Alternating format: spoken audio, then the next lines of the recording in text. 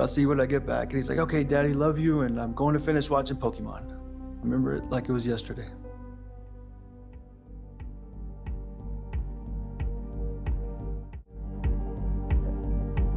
I didn't have anything to do with it! Letecia Stauch was taken into custody in Myrtle Beach. Why are you saying Gannon is dead?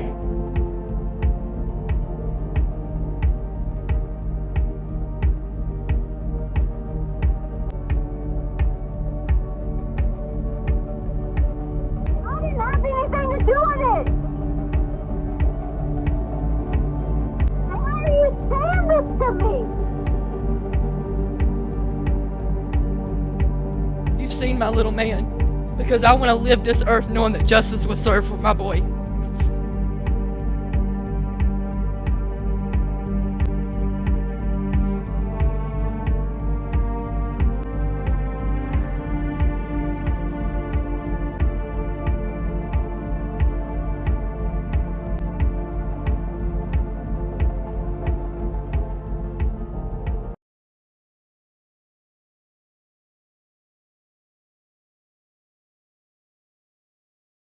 Ooh. Jay, unmute. Good morning, y'all. We are here for the long haul, aren't we? Do you think today is the day of justice for Gannon? I think there's a really good chance that today is the day. And I think that we'll be glad in the end, guys, that they didn't rush it, that they took their time, and they made sure that everything was done correctly. So good morning. Hey, Ann Johns. Good morning, lady. Good to see ya. Good to see those edibles didn't keep you in bed till noon.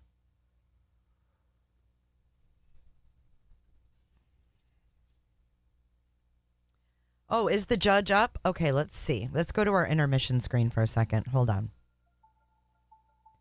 Trixie, hey, I got your text, but it was middle of the night, and I did not want to text you in the middle of the night. I will text you back, though. I don't know what you mean. There's no cameras on in the courtroom. As far as I know, they have not opened it up yet. So we are not on camera yet. We're live with the WebEx, if that's what you meant. Hello, Jeff Kent. Melissa B coming in hot with $10. Justice. Just help a brother out here. Justice for G-Man. A freaking men. Amen. And thank you for the super chat. Today is going to be a very emotional day for Alan Landon, isn't it? So we are on standby, though. I'm sorry if I misunderstood. Hey, Nomad. And hello, all the loungers. And I want to welcome all of the moderators that are here. We got Angie, who is always here on time. Never misses a beat, even though she's got a shit ton of stuff going on in her own life. So for that, Angie, you are the moderator of the day, of the week, and of the month. And just a reminder to put your chat on live chat versus top chat or all chat. I think it is on a phone now. Good morning, everyone that is just coming in. We are live with the court. We're on standby. I haven't seen any announcement come across. I don't know if he's going to make an announcement and say, hey, we're here, but they are live. Let me get it up on the screen so you guys can keep an eye on that as well. So this is what we're looking at. They do have it open, as you can see, but we haven't heard anything yet. But it's still early. It is just 8:07 there. I'm thinking 8:30 is probably when they're going to do something. But we'll keep this right here for now. Potato, hello. She's driving. Be careful, Mrs. Bean. Trippy Dead, how you doing? Combat Vet, hello.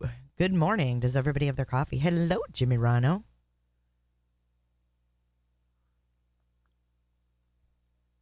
My weekend was okay. Pretty uneventful. I did just put something together for you guys before I went live. I get these random,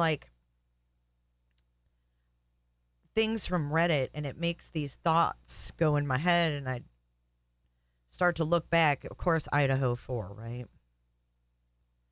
But since you guys are here, there's 133 of you. I'm going to give you a sneak peek. Hello, Quartzy. Hope you don't mind that I call you Quartzy. Hello, Peaky. Hello. Yes, pray for the jury. I mean, those people saw shit that they never probably ever expected to see in their life. Okay, so this might make, this might make some dialogue here. Hey, fam. Welcome. Good morning.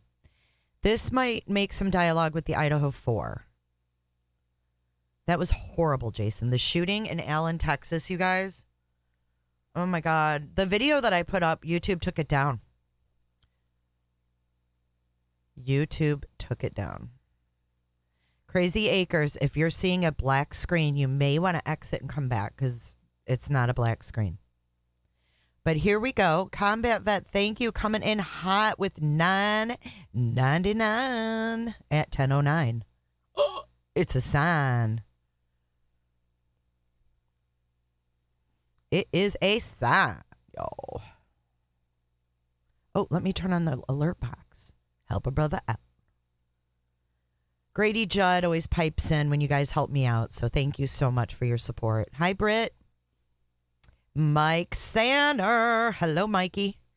Mikey. Have you been busy this weekend, Mike? What'd you do this weekend? Mike Sanner's always got some kind of project. Just help a brother out here.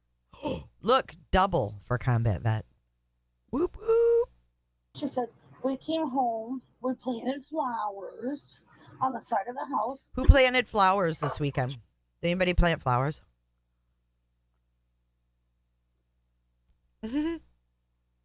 It's okay, crazy. I think YouTube's been having a lot of glitches. So if you guys ever see anything glitching out, like yesterday we had the emojis were glitching out.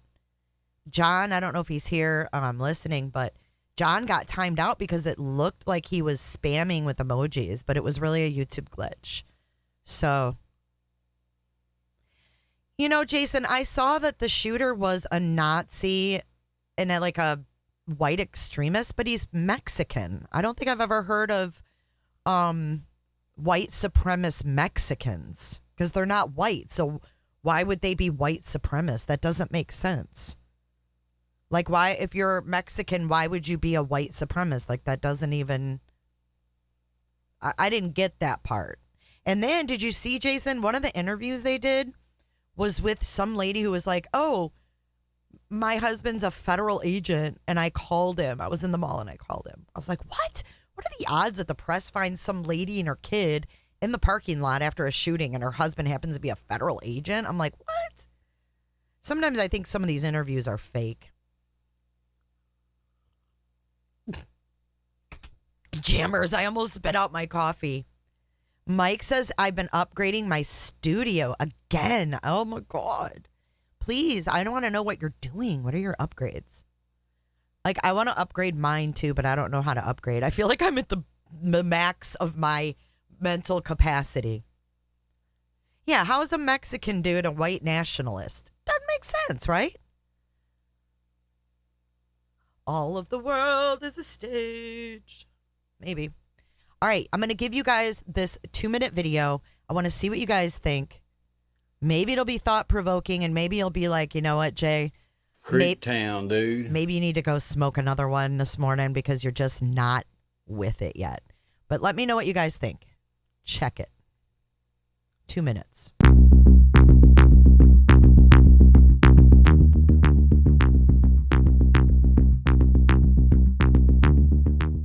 Do we know how long between the time of death and when police found them? Approximately. No, I don't know. Do we have any could it have been hours? Could it have been a day? Was it maybe close? Is there any sort of time frame there? Not that I'm aware of.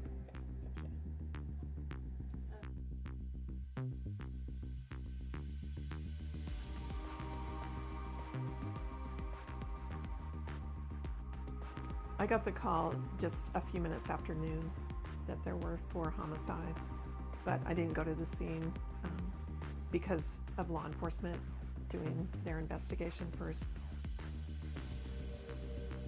So I didn't actually go to the scene until about 5 or 5:30.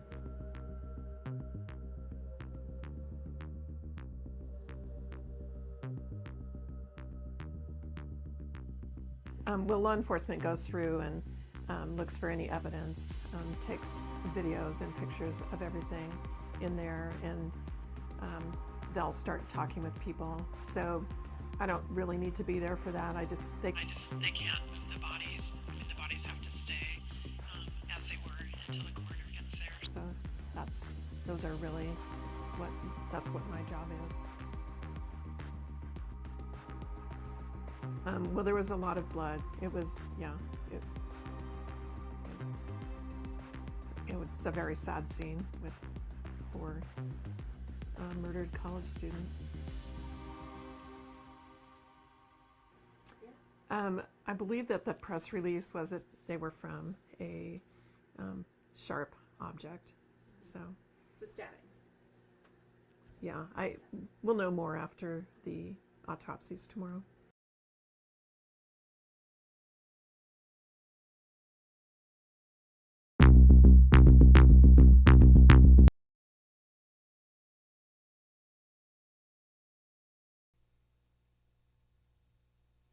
So what do you guys think of that?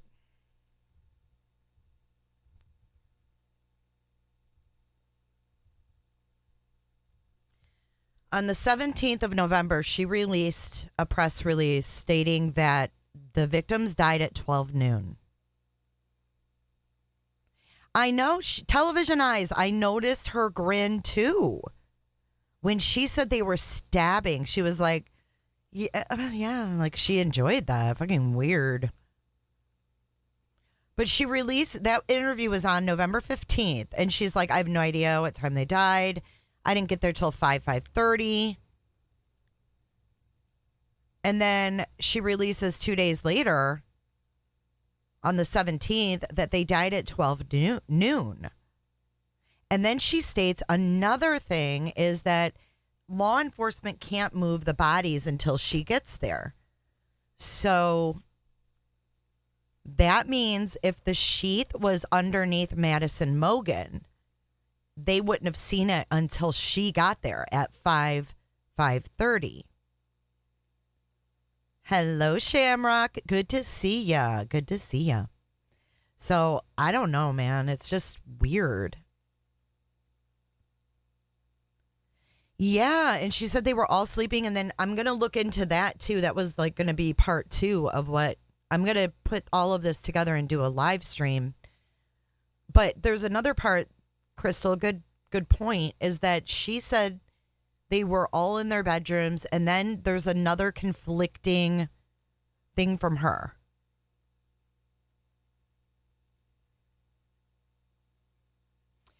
I took it as if she didn't want to say stabbings because they weren't, but she couldn't say they weren't. They were, you mean? Britt, I agree, and I think that we can't ignore our gut. There's a reason, and there's a reason why it didn't feel right. Heathen, just heard Kohlberger's hearing will be public. I know that it's going to be on Zoom, and I plan on watching it on Zoom, and I thought, oh, this is going to be a shit show, you guys.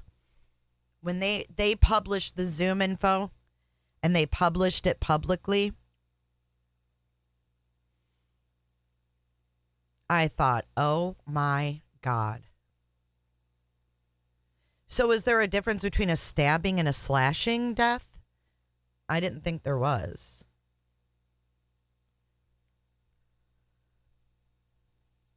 Hey, onesies.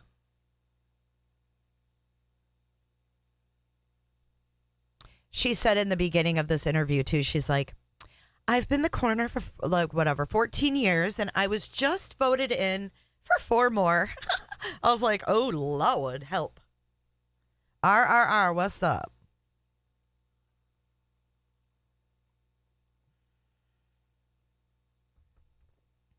So can you imagine what that Zoom is going to be like?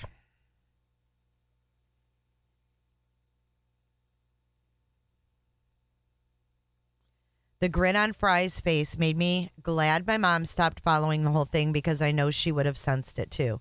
She was the one that brought this case up to me. Oh, wow.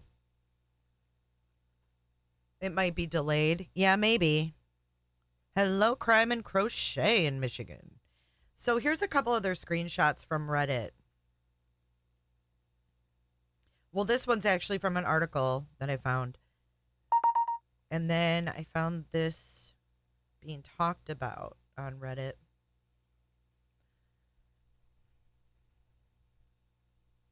So this here, and we're just waiting for Judge Warner to open up and say something. We don't know if he's going to, if we're just going to be right into deliberations again. I don't know how that works.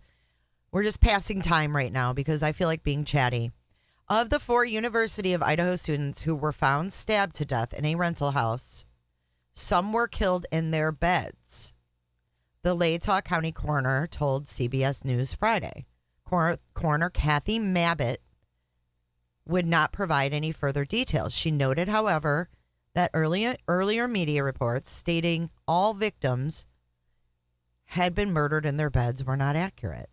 So which is it, lady? Which is it, lady?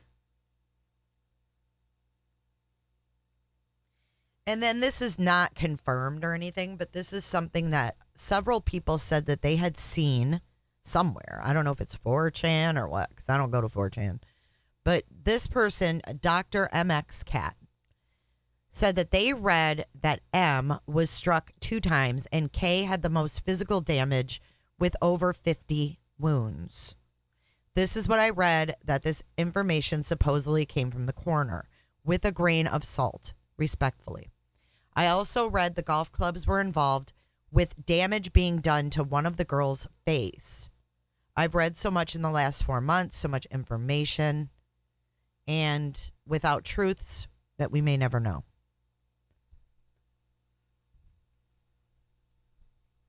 If cats had thumbs, the reason for the defense subpoena of Bethany is what I want to find out about. What do you think that's about? I couldn't even begin to guess. Obviously they think that she saw and heard something, or they've read her statements, because they said she did several. See, what I'm confused about is that on one hand, and this is what makes me sus of what the defense is claiming right now. They're claiming on one hand, they're filing all these things saying, this is our third ask. This is our third request. We haven't received any of this shit. But then on the other hand, they're stating all these facts about Bethany. So which is it? Did they get stuff or did they not? Did they get some stuff? Did they get Bethany's interviews and nothing else? I find that hard to believe. I find that really hard to believe. So I'm not sure what to make of all these defense filings unless it's just to cast some doubt. I'm not sure.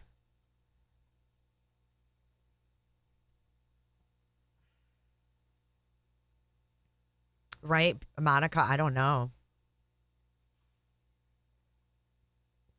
I know, Jason. Horrible, horrible weekend in Texas. Wait, Rosita. Wait, let me go up. What'd you say? When what's released, you'll be shocked to your core. The autopsy?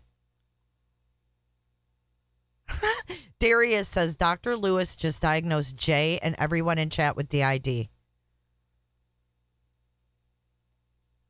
No, hey, Leslie, we're just passing time because we're on verdict watch. Let me go to intermission so everybody knows what's going on when they get here. So we are on Letecia Stauch verdict watch, and I need to set the freaking timer. Let's get that up.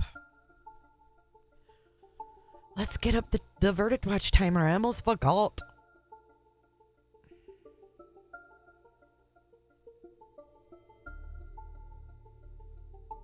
I almost forgot.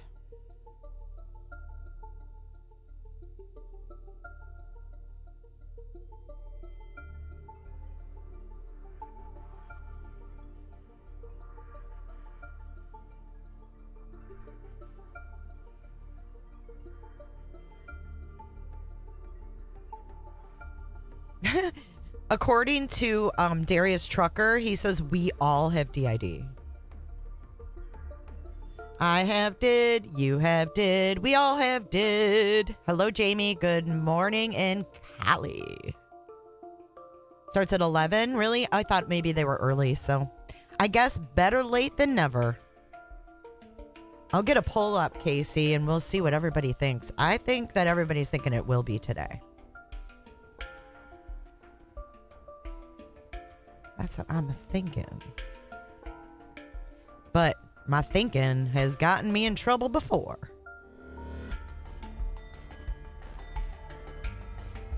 All right, let me get some music up in here. Where is our cleaning music? Is our cleaning music playing? I feel like it is. I feel like our music's on. I just turned it down.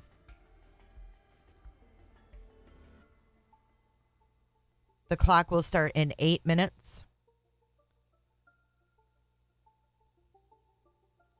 Right here in Eastern Time, it's 10:24 a.m. So that makes it 8:24 a.m. in Colorado. Yeah, I don't think the jury's going to take much into consideration of what that quacky doctor said, because it didn't even sound like you said that she even read anything going on in the report. No report. No reports. Man, Shelly, I hope that's not the case. Right, Jimmy? Sometimes that's dangerous. Tough Tiff, what's up? They better come back with a verdict today. I have other cases. I need to move into my headspace now. I read the books on Baldy language and am now the expert. Clearly, other people need me. I know. We need to like clear this out. Like I'm ready to clear it out too. There's been a lot on the brain lately. Between this and Daybell, forget about it. It's nuts.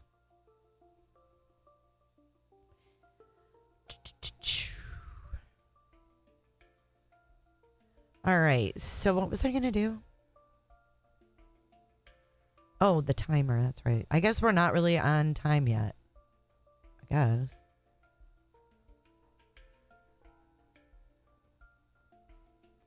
We were paused at, let's see, 3 hours, 59 minutes, 17 seconds, according to my clock.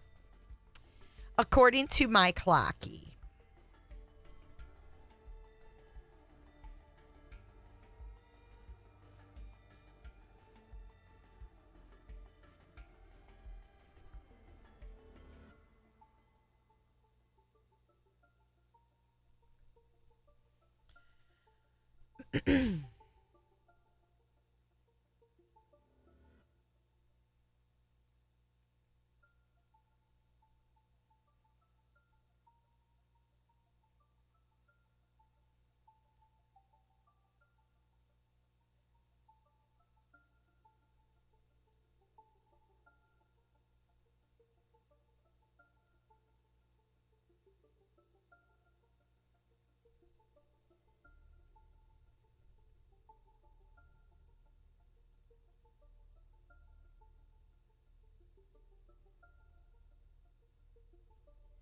Jimmy, that's wishful thinking.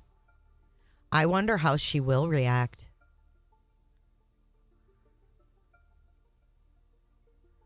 I think that he will open up court. I think they always open up this WebEx very early. So it's not surprising to me that it's sitting there open.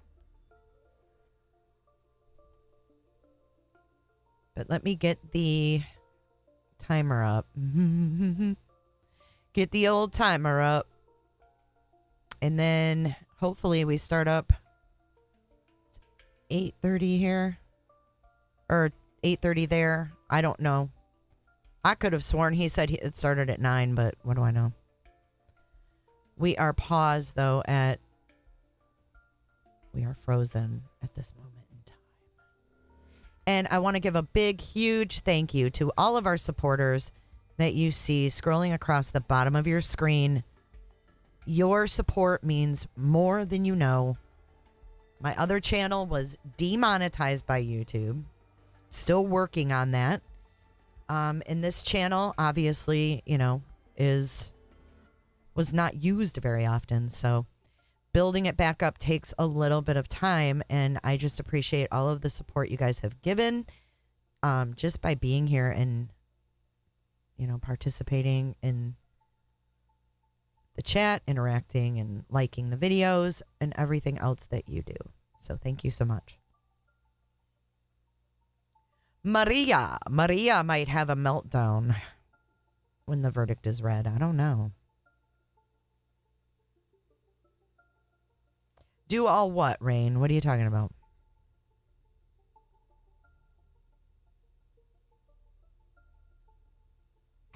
Yeah, Leticia's trying to look crazy, Jason, I think. Legendary says, I think they're definitely going to arrive at a verdict last Friday. Okay. Yeah, all the new lounge members, you guys are awesome. I mean, we literally have the best chat on YouTube, I believe. Yeah, this Judge Sanner he is on time.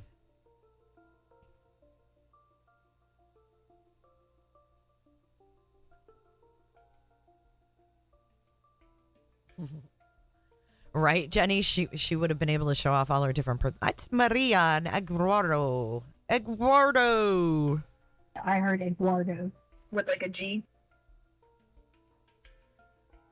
Oh, thank you, Casey, for leading Jimmy Rhino over.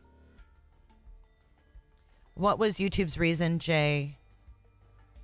Creek Town, dude. Thank you for subscribing, Harson and Kelly. What was the reason? Quote, reused content, end quote. And that's all I got. That is all I got. Quote, reused content, end quote.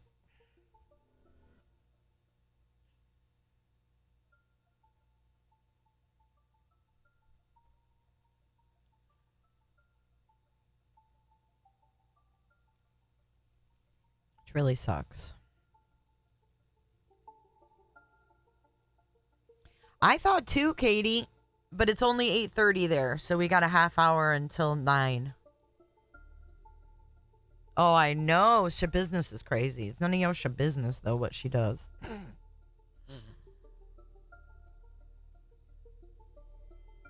How late is it there, Lily? Down under, Lily? Oh, my God, Darius. Isn't that ridiculous that they said that Texas shooter? It's like, what? Thanks, St. Elmo's Fire. I don't know, man. I've reached out to everybody that I can at YouTube. I'm still working on it. I'm not giving up.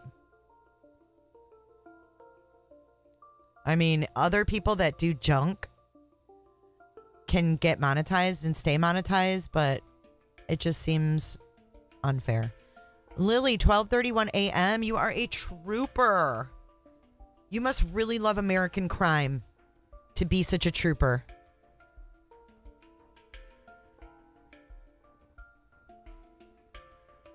What's Nexstar? They're a corporation, a multi-billion-dollar corporation, and they own News Nation.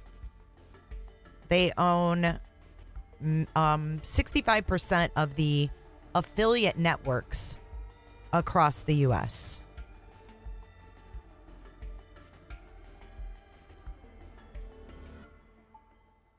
Yeah, we tried that, Lily. We've tried everything. And I had to appeal my content. They denied it. I don't know. And I was in this beta program for YouTube. They invited me by email to try out like beta options that they're going to be rolling out. And so I emailed the girl that I'm in touch with there, and I'm like, how am I a beta tester as a creator, but I don't meet your standards? It doesn't make sense. So I've got that team looking into it. I don't know. I don't even know what their structure is at YouTube. It's weird.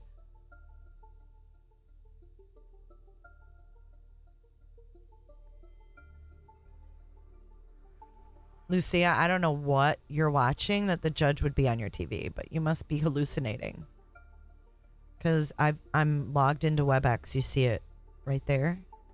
Ain't no judge on the camera yet. No, ma'am.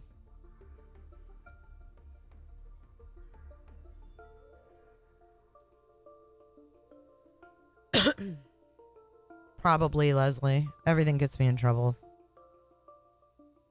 Does anybody know if Letecia actually had a master's, or was that a lie? I'm not sure. I never saw any proof. She probably bought it like she did the lie detector test. It's just a test. Taylor's shabusiness. It's none of your shabusiness. Is a case in Wisconsin. She ate her victim. Oh, the jury is there? Okay. They're probably going to start at 9. I know, Lily, it really does suck. It's tough. It's like, you know, this is my job. This is what I rely on to pay my bills, and they ripped a month's pay away from me. And now we're on month number 2 with J is for Justice that they've ripped away. So what I did, Lex, is I went through and I deleted all of the videos. I deleted all my shorts because those aren't transformed. I deleted.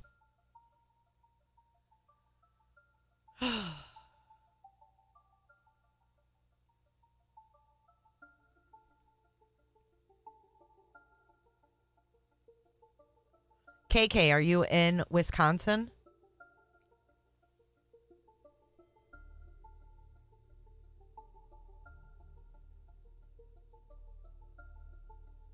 St. Elmo's fire.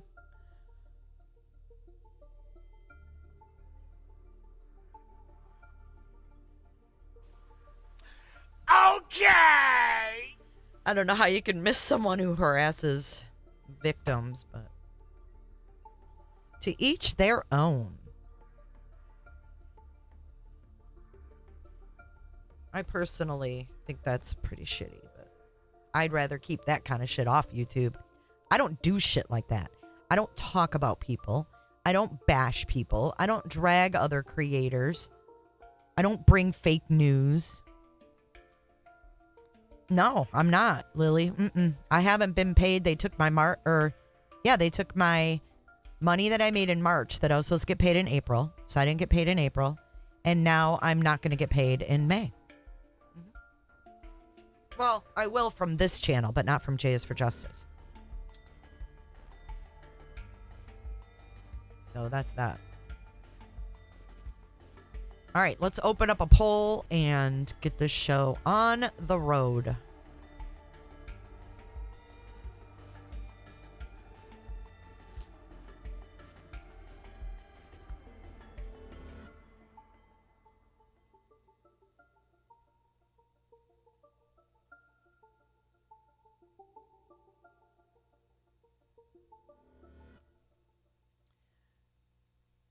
Heather, if you want to have a dialogue with me, the best way is to reach out via email. I don't argue with people in chat, but if you would like to, I tell the truth. I don't trash people. But if you'd like to have a dialogue, there's the email right there. You can email me. Suze, at this point, I don't even know. At this point, I don't even know. But if you want to know the truth about a creator, I'll tell you the truth. I'm not going to blow smoke up your ass. But I don't bash people. But if you'd like to ask me about that, in fairness, I'm open to email dialogue with you. The judge just said court will be public. The Bryan judge? Oh, Megan? Where'd she say that? Where did you see that? Yeah, like I don't say things to get attention and to get views by bashing someone. It's a lot different to be honest about what you see and what you know as being a creator on this platform for 5 years. So yeah, I'm going to give you my opinion and I'm going to tell you the truth. I'm not going to blow smoke up your ass. La, la, la, la. Will the jury reach a verdict today? Well, I'm glad that they're gonna make it public because they already put out the Zoom information public. The damn Zoom and password, I was like, oh God, everybody's gonna be on that Zoom and it's gonna be a shit show. Thank you, Crystal, for passing that along.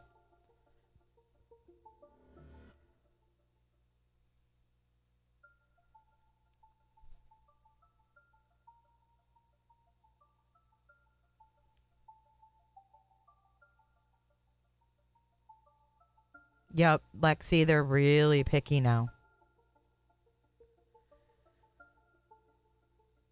Oh. Yeah, we need to get our news from an official source. I don't think that it's public, meaning it's going to be broadcast everywhere. It's going to be on Zoom. It's a Zoom hearing, and as far as I know, and as far as I see, that has not been released anywhere. But I'm checking all my sources right now. Because that's what you got to do. You can't just rely on that. That's ridiculous. Let's see. I'll believe it when I see an official document. Creep Town, dude. Thank you for subscribing.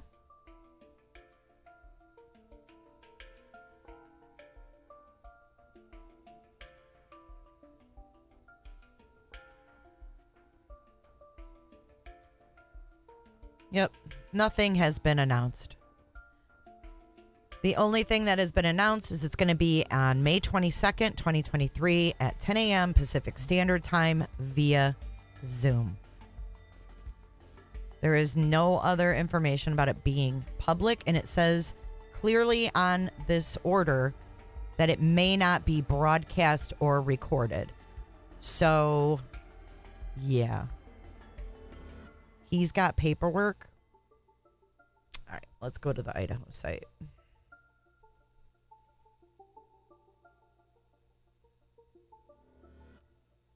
I don't know where these people get stuff before the court even opens, but let's see if there's anything posted. A notice of, is this what he showed you? A notice of remote hearing? Is that what it says? Tell me what's on the top of his page. Just curious.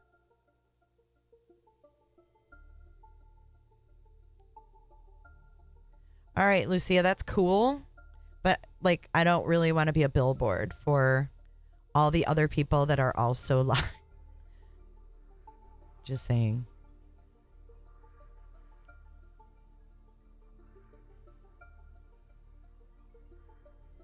Unless, of course, all those creators are, you know, willing to advertise my live and theirs.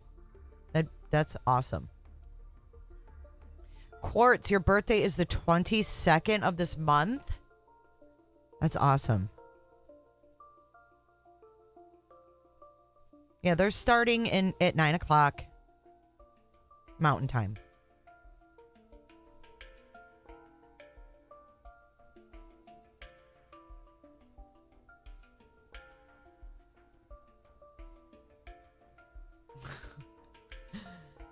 Okay, so let me show you. What is he showing you guys? This notice of remote hearing? That doesn't mean it's public.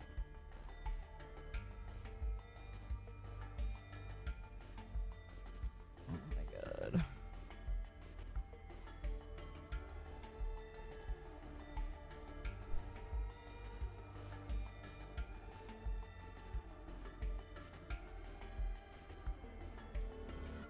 Here, I'll show you what is posted.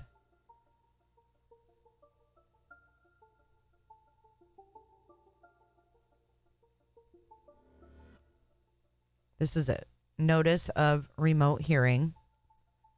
5/22 at 10 a.m. Remotely through video conference. Here's the Zoom. There's the meeting ID and password. And then it says here, is the policy of the Idaho Supreme Court that court proceedings are presumed to be open to the public in the absence of a court rule. Thus, this proceeding may be live streamed to the public. Signed, Julie Fry. That means we can watch it. Doesn't mean we can rebroadcast it.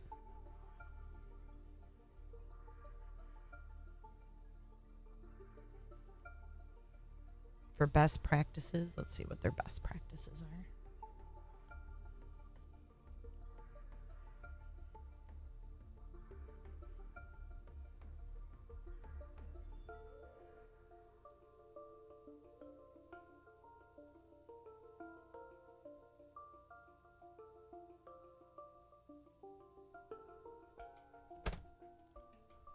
So I don't know. Maybe the media will have an opportunity to have a pool camera. I don't know. They'll be able to rebroadcast. It doesn't really say.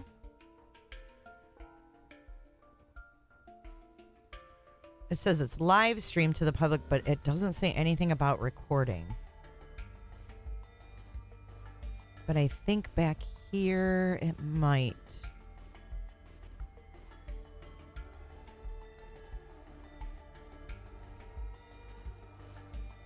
I thought there was something I read. Maybe it was this order.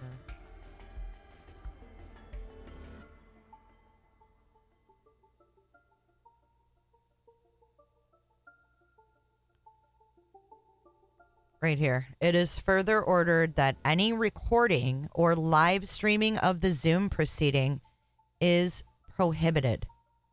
Right here. See that? Signed 5/4.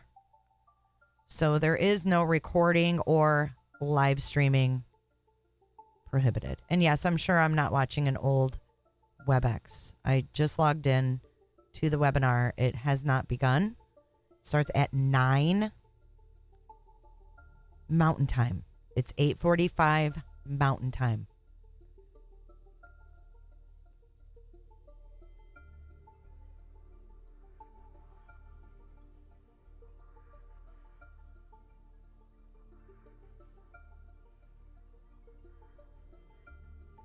No, I'm not going to try to join the Zoom now.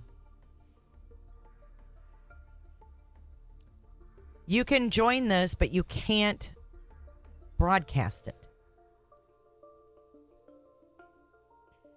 Bitch Franklin, you trying to get me in trouble? You want to report you want to report me to Meghan Marshall?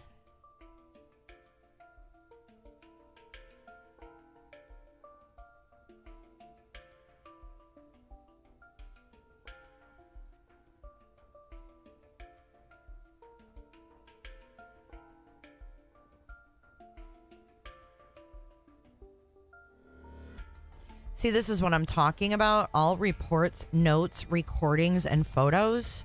How do they, if they haven't gotten these, how do they know that Bethany has exculpatory evidence if they haven't received it? It's like they're talking out of both sides of their mouths.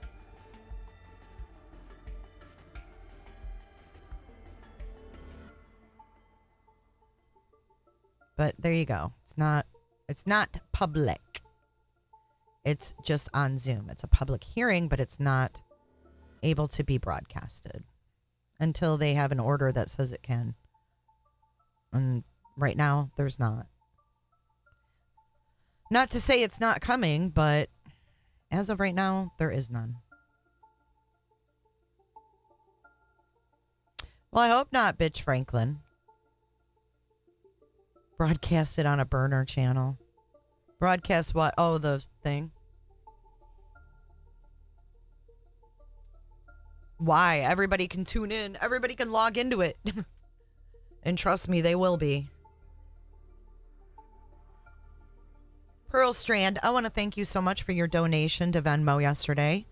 I didn't get a chance to say thank you personally. So thank you so much. Every last dime will be used on this trip. I'm looking forward to it. Hey, Shell. Good morning. We got about 10 minutes until they open up court and make some kind of an announcement and we know what's going on.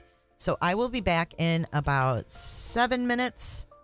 I am going to do a couple things, get some more coffee, and I'll be right back. Enjoy our jam.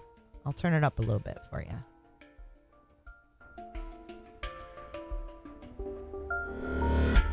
Nicole, it's because people report me. They draw attention to me, that's why. I don't take the time to do that to people. I don't even have time to watch other people, let alone spend my days reporting their asses.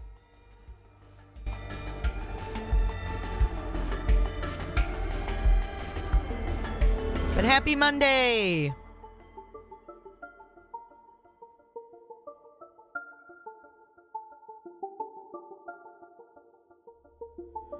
You're bright-eyed and bushy-tailed.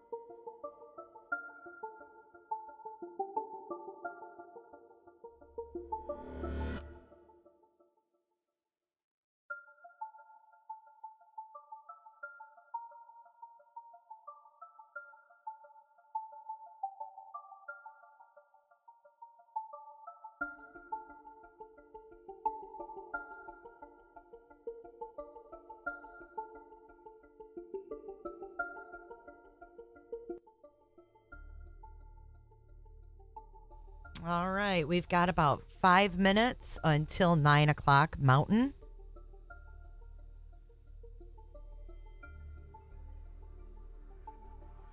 Looking beyond, I wish that was my violation with YouTube. Quote, unquote, reuse content. All right, back to our main screen. We're expecting court to come in with some jury questions, according to Twitter. And thank you to Heathen for that information. We're going to get our screen ready because they're probably going to show Letecia. So let's get that ready. She's courtroom 1, right? I believe she was courtroom 1. Her and her scummy lawyers. And then let's get Gregory over here. I wonder what kind of questions they have. The only questions I think I would have at this point would be like about the charges and what they have to do as far as those all the different charges and different ways it can go, etc. I would be confused on that, but other than like her guilt, I wouldn't be confused about the woman's guilt or lack of insanity, because I think she was perfectly sane when she did what she did. So there we've got Judge Werner there waiting, and then we've got Gracia and her team up here. We're about 3 minutes out from start time.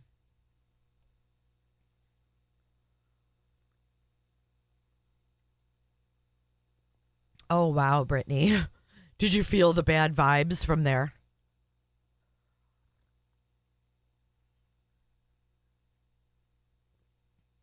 And my throat is kind of like messed up today. I think it's allergies. The allergies here are crazy. I sneezed all morning. Good morning, Kaleido.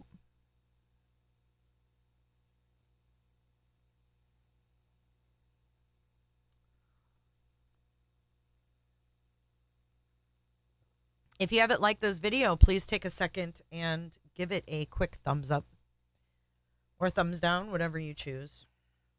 Doesn't really matter to me. Just make a choice. Make yourself known one way or the other.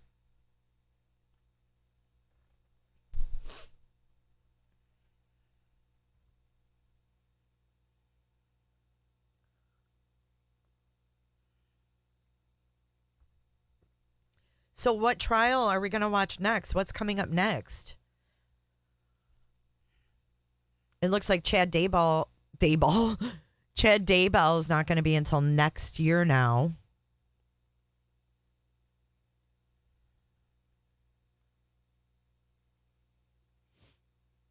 Thank you. Thank you, Brett. What trial is coming up next? We have Caitlin Armstrong was supposed to be in June, but now she's been put off till October. Good morning, Josie. Thank you, Peaky.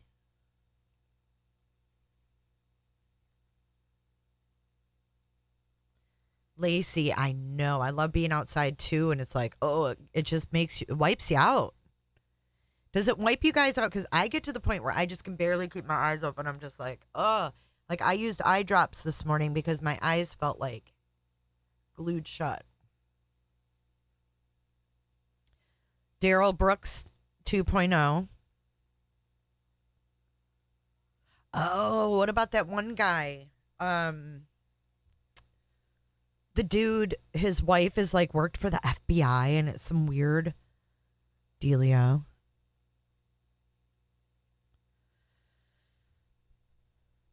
Good morning, Black Knight.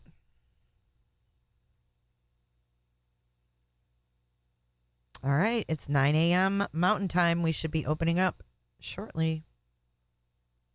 Oh, Megan Boswell. When does Megan start? What day does that start?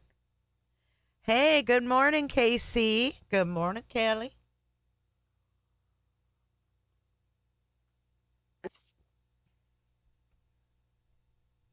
I will try that. Here we go.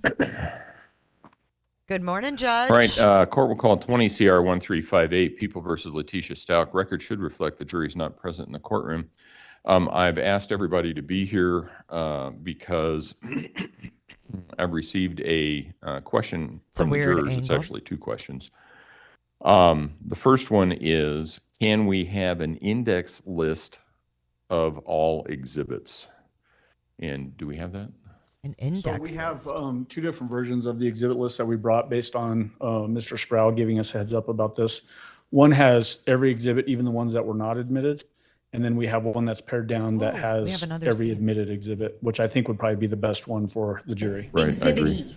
Yeah. Okay, so I just need the one that has, oh, you got it? Okay. I just need the one that has the admitted exhibits. Exhibiting. And I want to make sure that it also has defense exhibit. There was one. We weren't keeping track of defense. Okay, there's only one, so I'll write it on there. So that'll be two fine. copies, Judgment. All right, Yes, please. Grease Caesar. Thank you. There she is. Blit. Let's get the defendant front and center, shall we? Yes, one of those copies we could give to the defense judge if you'd like. Do you need one? She's eating her hands this morning. And my thought is that I just write down. Somebody get this Bishop bagel. What's she smiling about? Oh, no, we haven't. It's on the second page. Oh, whoops. Picture from Garden of the Gods that was admitted. So it is on there. So it's all good. Our paralegal is more awesome than I thought. Yep.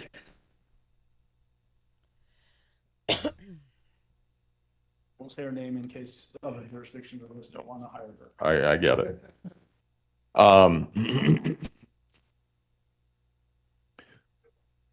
So I'll take that with you so I don't lose it. All right. The next question is, can we have both a preliminary and final report from Dr. Lewis? And I think what they're talking about is they want the reports from Dr. Lewis. My proposed response is expert reports are not introduced as exhibits in a trial. You have all the evidence you may properly consider to decide the issues in this case. Prosecution? Yeah, I think that's the right answer. We certainly, those two things were not ever admitted, and I think it would have been improper to try to admit them as well. So. Right, and they never are. So that's why I put this. Usually I only have the second sentence, but because they're asking for both reports, rather than highlighting or saying that this has something to do with Dr. Lewis specifically, which it does not. I mean, they're not going to get Dr. Torres and Dr. Grimmett's reports either. Mr. Tellini? No, I agree. Okay. Then I will sign this. Mr. Tortellini? Somewhat of an issue that came up over. Give me just a second. Oh, Lord. We have an issue that came up over the weekend, Judge. Say what? What issue, Mr. Tortellini's? Ugh. All Okay. right. We good? I'm sorry. Whoops. Say it in front of everybody. Powdered sugar lips. Little Debbie powdered sugar donuts. Look at these two. Look at these two. Oh, I missed you all weekend. Why didn't you send me a message on my tablet? Frickin' dummies.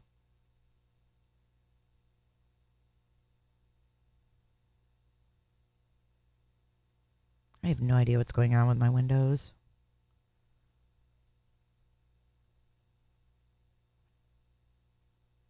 She scrunched her hair. Oh, hey, I have a message from Lori Vallow Daybell. She's doing a collection of toilet paper rolls so she can continue curling her hair through the trial.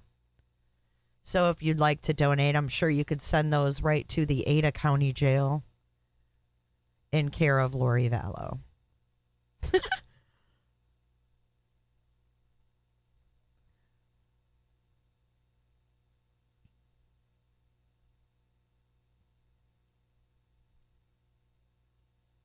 Look at her face. Good God almighty. You did, Jenny? That's scary.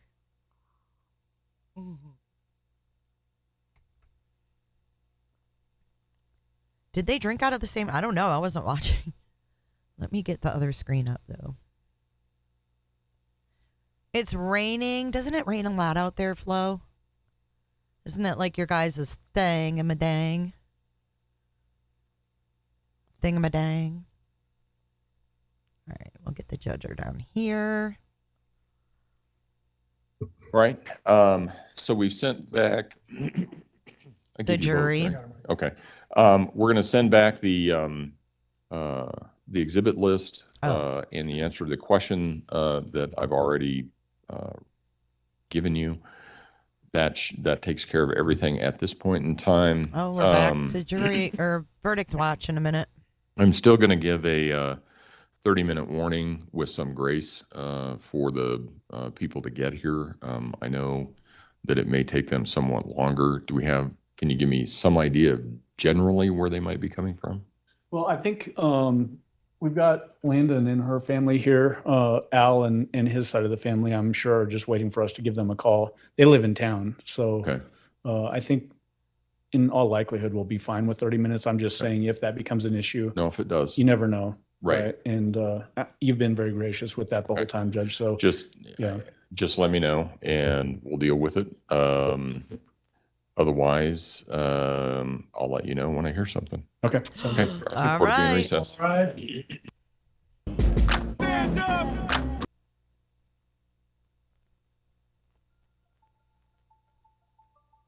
All right. Let's officially start our freaking clock.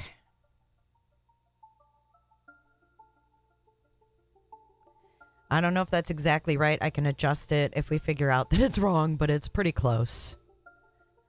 Liar, liar, pants on fire. Well, thank you for being here. I see you're across the pond, and it's not early morning for you, so I want to thank you for being here.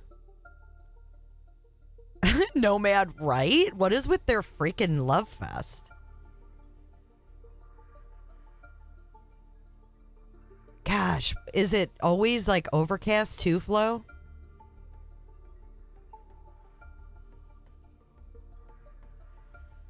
Oh, shoot. Okay, well, let me move this. We are up and waiting, and when he hears something, Gregory Warner is up on our screen. He will cut in. Until then, I will see you guys in just a little bit. Thank you for tuning in again, and I'm going to turn up our cleaning jam, and you guys feel free to chat away. There are 229 of you here. I want to thank you for being here, and if you feel comfortable, make yourself known. Everybody here is very friendly. We have a nice little community, and we'd love for you to join it today. So if you'd like to become a member, Michelle, just put the link in chat. Thanks again. See you guys soon. Hopefully sooner than later.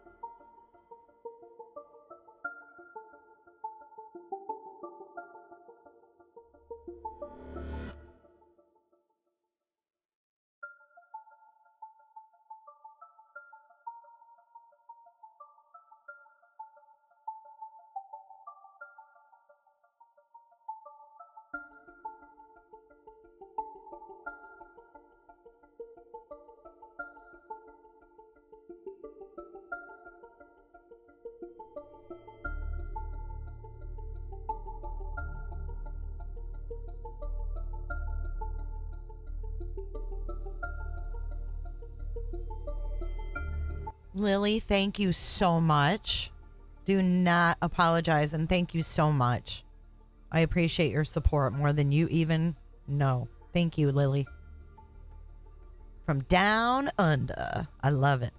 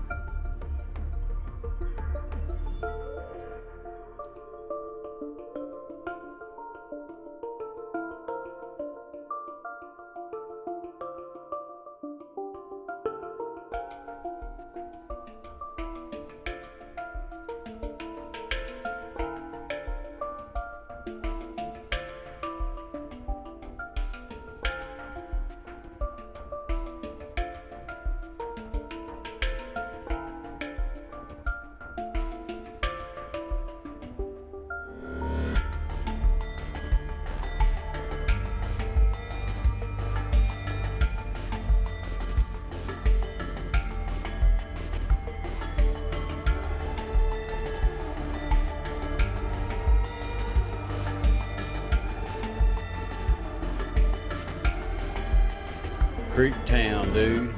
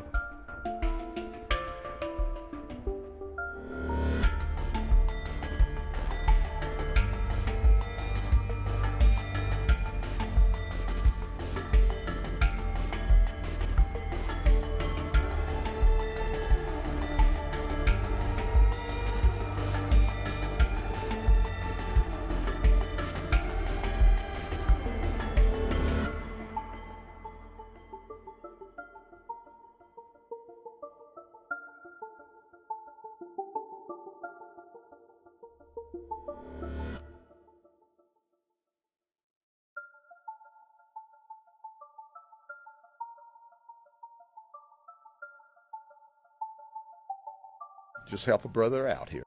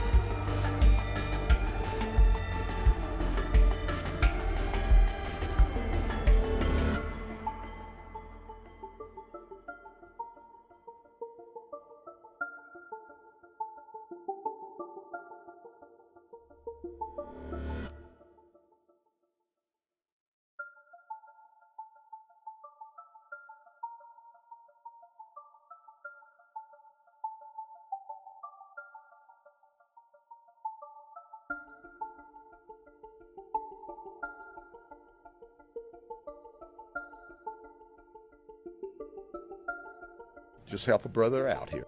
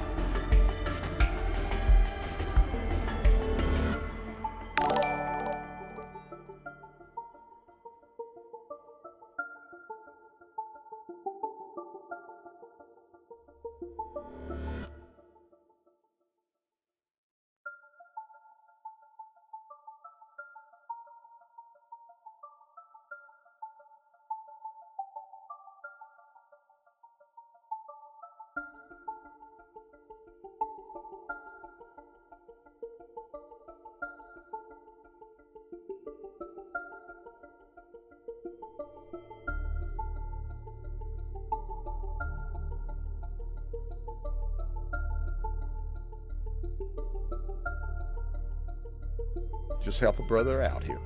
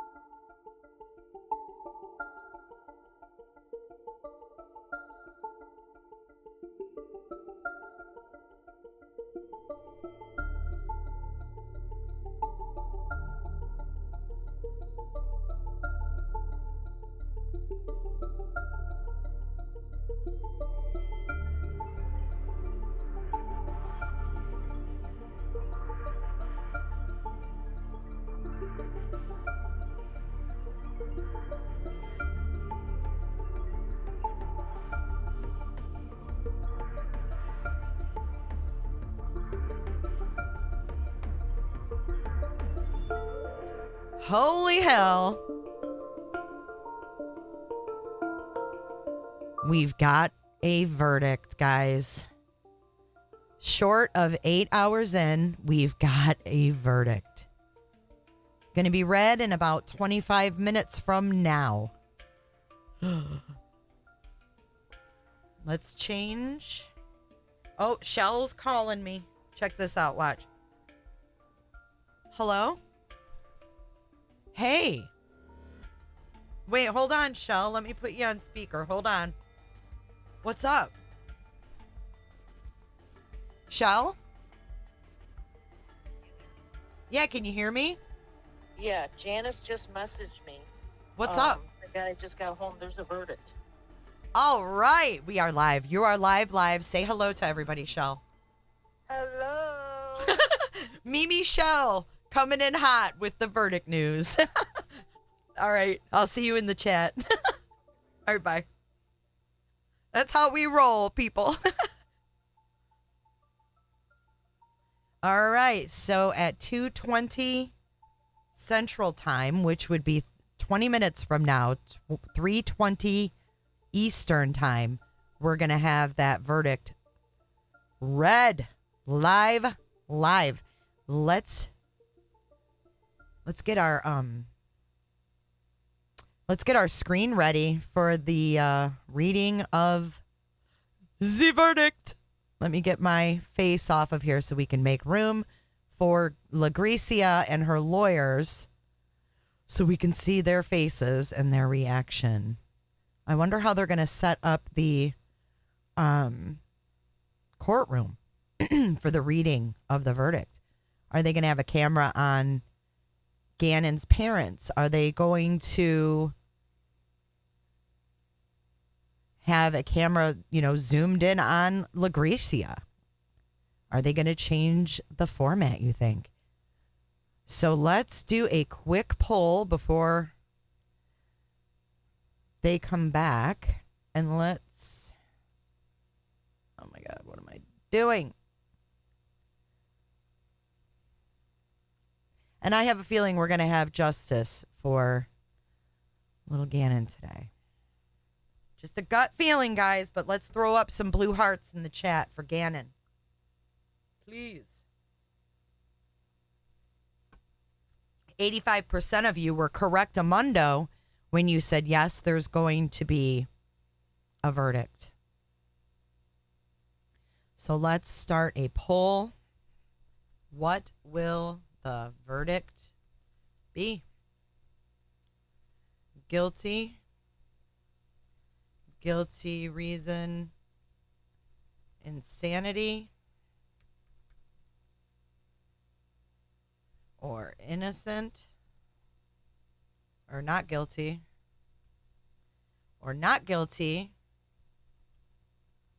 reason, insanity, or I'm just unsure. But if you're unsure, just skip the poll. And there you go. Get your shiz in right now. Get your shiz in. All right, let's get the other court screen up.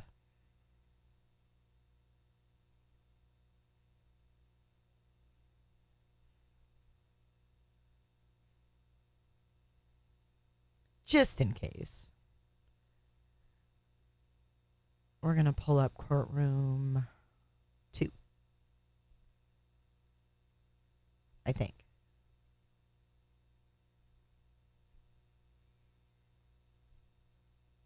Yes. So Letecia is Courtroom 1. We're going to pull up Courtroom 2 just in case they use that camera for something. So we're all ready. Let me change the title of the video, letting everybody know that the verdict is in.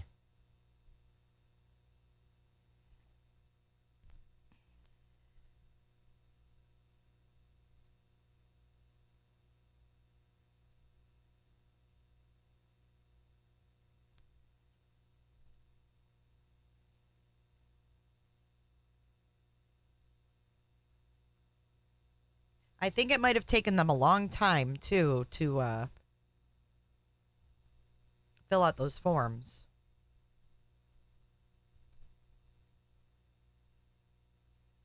All right, verdict is in. We are waiting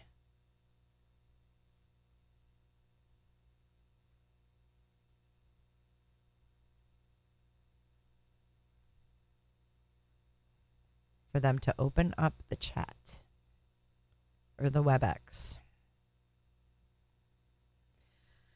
Whew. Who else is on edge here right now?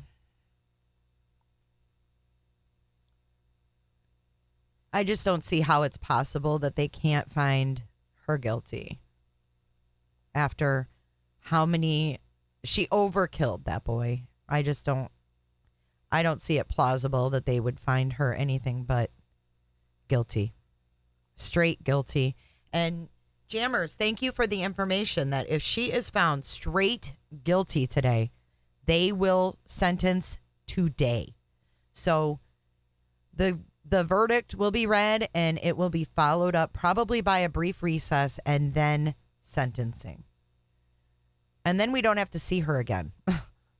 And then she goes bye-bye into the Colorado court system and voila, she's gone. And we don't have to see Letecia again. And it's like a meat locker in my chamber. Oh, no, Tammy. I haven't eaten yet, so. We've got about, I would say, 17 minutes until the verdict is read. Don't do it, Jennifer Brand. Don't do it.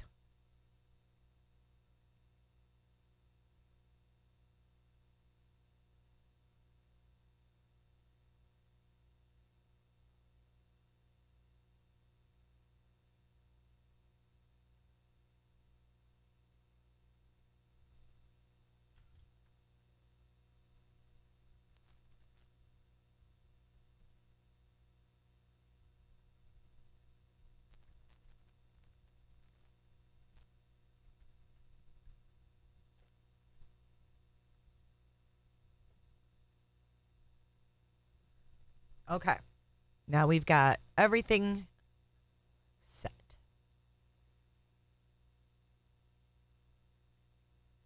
That thing's going a little fast, don't you think? It's making me little motion sick here. Slow her down. We don't need to be all tweaking. Here we are. We've got camera. Oh.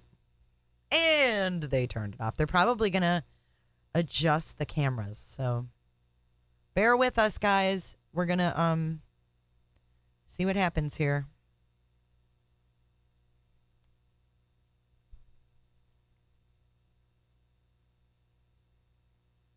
Hey, Mandy.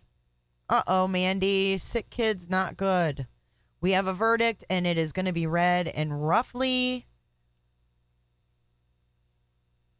15 minutes or so.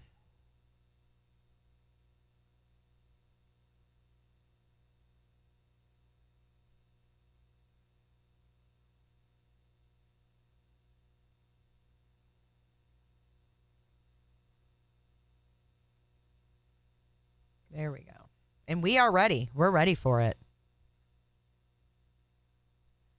Yes, if she's found straight up guilty, they will sentence her ass today.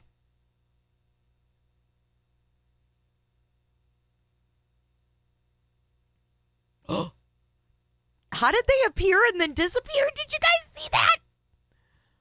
That was weird. Tell me I wasn't the only one that just saw that.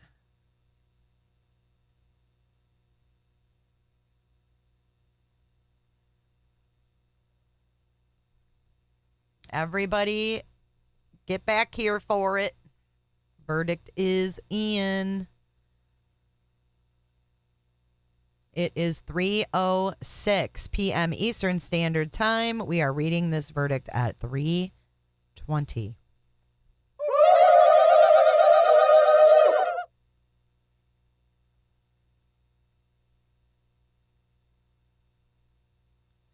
I'm going to go share this out. You know what, Shell? Can you share this out on the business page? Just say verdict is in with a link. Oh, excuse me. Oh, I'm all sick to my stomach.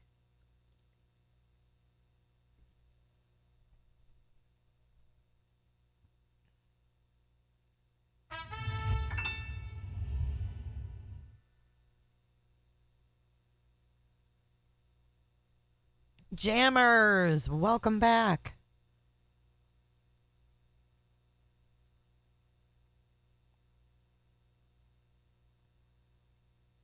Must be the beginning of the month for memberships, huh?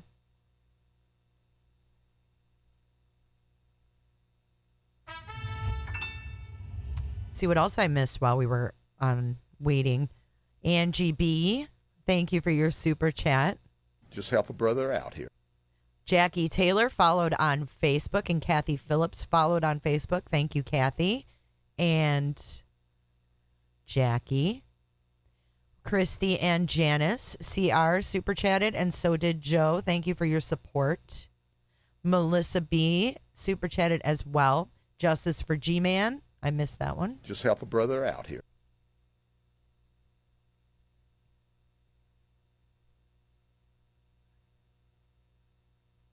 Oh, and Johns. Holy. Terry, thank you. Justice for Gannon. Yes. Just help a brother out here. Justice for Gannon. God, I hope they found her guilty. And I'm hoping for straight guilty. None of this insanity garbage. And you know what? I don't think that they believed the old doc. I don't think they believed her because, think about it, they just requested the exhibits from her testimony and they are already coming back. So what did they need to confirm? I feel like maybe they needed to confirm something.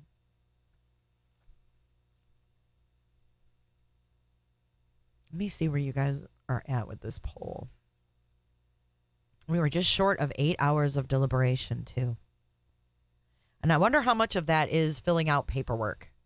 I've never been on a jury. Unfortunately, I've never been called. And I really wouldn't mind. I would love to be on a jury. 96% of you say guilty, straight guilty. 3% of you say guilty by reason of insanity, and 1% think not guilty by reason of insanity. Not guilty straight, 0. Thank you so much, Shell.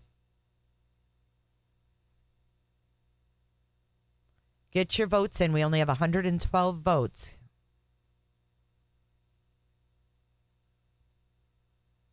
Jury duty on what? Ooh, a grand jury. Wow.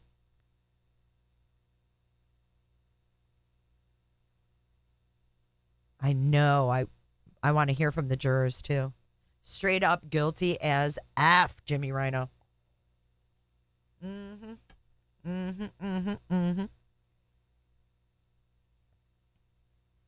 All right, 3:10 p.m. We are reading this verdict in 10 minutes. 10 minutes until we find out what the jury has decided in this case. Get your voice heard in the poll. Just help a brother out here. Thank you so much, Melissa B. Thank you for your coverage and justice for Gannon. It is my pleasure. It's my pleasure to follow this through to the end.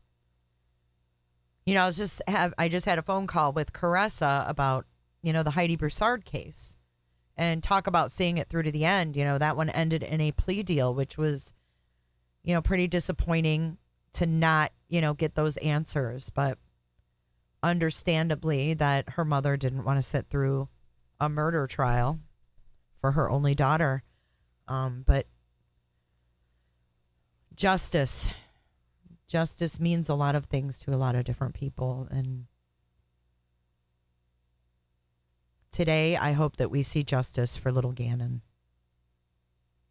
Me too, Caressa. Straight guilty. Thank you, Jennifer Brand, for being here. Yep, Flower Girl, go grab a drink, go potty. Yes, there is a verdict. The verdict is in, Potato. It's going to be read in about 9 minutes. We're going to have to find another trial, and we're going to have to get permission to stream because I'm going to miss you guys. I don't know, Flower Girl.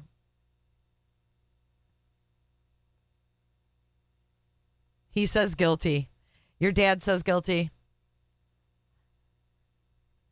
You guys go ahead and shower those blue hearts in the chat. I'm going to pin Terry's blue hearts as well. Oh, I can't. I'm loving the blue hearts.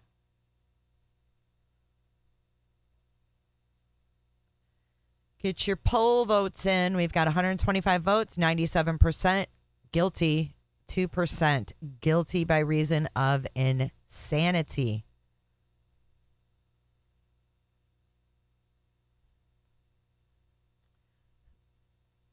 Summerlou is waiting down below on Doggy Cam, waiting for the verdict as well. She's trying to stay calm. She's trying to not get excited about it.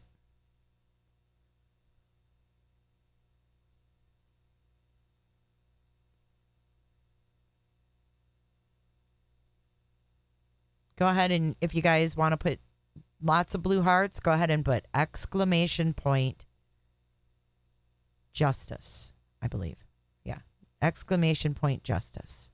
Justice for little G-Man, who didn't deserve any of the shit that this woman put him through.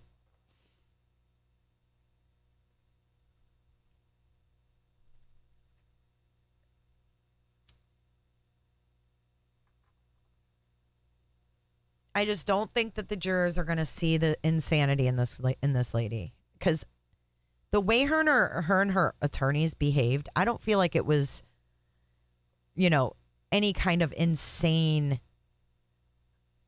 act. It was disrespectful, not insane. If she sat there rocking back and forth and was clearly out of her mind, we would have known.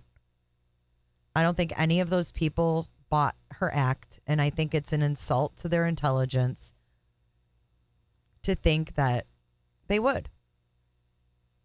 Just keep those blue hearts pouring in, you guys. Keep them pouring in.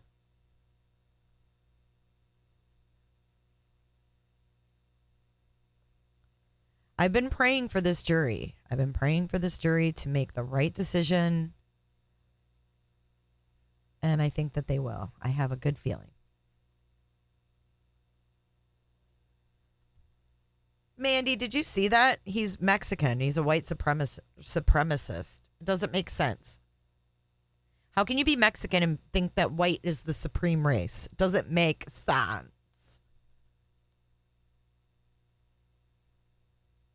Makes about as much sense as a frog being in my bedroom. All right, verdict be read in 5 minutes, guys. 5-minute countdown.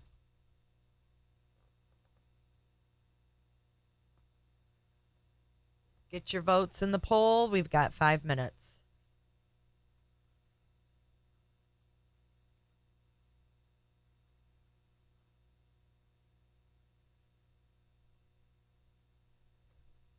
A lot of us have followed this since it happened. Most of us probably. And it's crazy to think about the dedication and just the hearts that you guys have. I think it shows right now, 166 of you here are here only because you want to see justice for this little guy. And I think that's amazing in itself.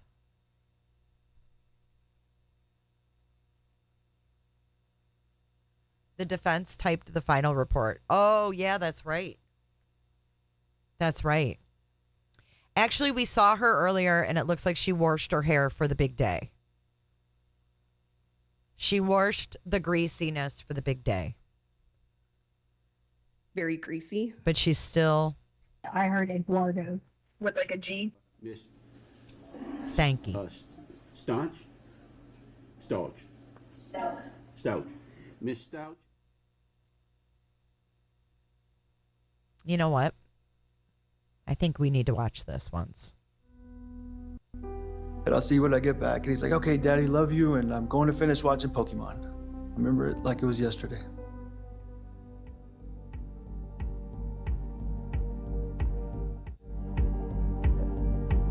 I didn't have anything to do with it.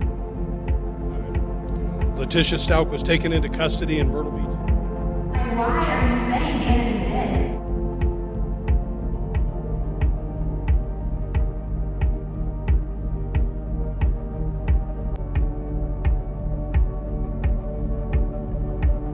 I didn't have anything to do with it. Why are you saying this to me? You've seen my little man. Because I want to live this earth knowing that justice was served for my boy.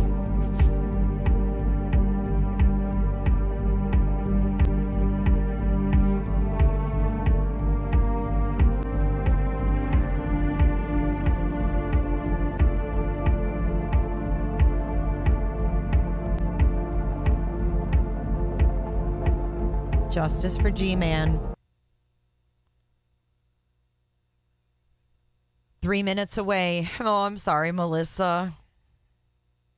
I think we're all going to cry when this verdict is read, to be honest with you. I'm glad I'm not on camera because I don't think there's going to be a dry eye in the house. Landon did not testify, no. Al testified. I think he took the punch for both of them. He did all those calls, all those grueling calls with this evil bitch. Imagine the relief that he's going to have when he hears a guilty verdict, hopefully. After all those grueling phone calls that Al had to make to try to get answers, to try to find his son, and then like watching that video that I put together, seeing Landon's face and her crying into his chest is just gut-wrenching to me. Gut-wrenching. 2 minutes. 2 minutes and we should be live in the courtroom.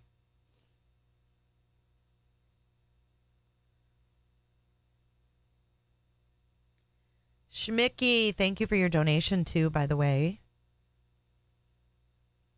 I'm not a crier either, but I'll tell you what, when it comes to kids and like seeing parental love and like how he held himself together just out of pure love for that boy is something.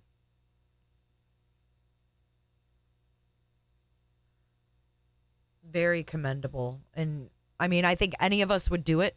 I think we sit here and we go, where does he get the strength? But I think any of us would do it for our children. But I don't think that should be like go ignored because that took, I mean, we listened to some of those calls. I don't even think we heard all of them. And the patience he had is just amazing. And Jimmy Rhino, it's so good to have you here. Thank you for being here. And hey, Cammie. Thank you for being here for the verdict. I'm glad you're here. Yep, he sure did. I'm glad to see all of you guys here. I'm glad you guys got the news that the verdict is in and we can all share this news together. It is 3:20 Eastern. We should be hitting those cameras any second now.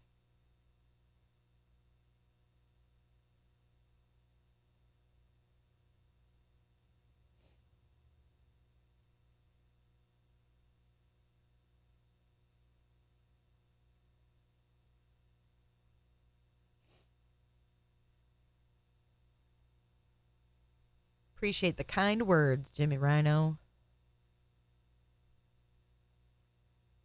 Oh, speculation is, don't cry. Look at baby speculation. You know, make you smile. Little baby justice speculation. Come on, it's 3:21 p.m. Eastern Standard. We are still waiting for those cameras to open up. Uh-oh. Why did Biz... Uh-oh.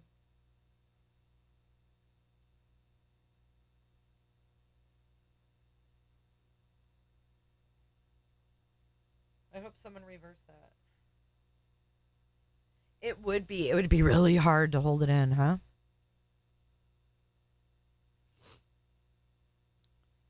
Did we unblock someone who Bismo? Yes. Thank you, Janice. Sorry, Bismo. Slip of the thumbs. Where is Brookie? Is she here? I haven't seen Brookie in a while. She's got a boy in her belly? How cool is that? Thanks, Shell. Hey, Cheryl.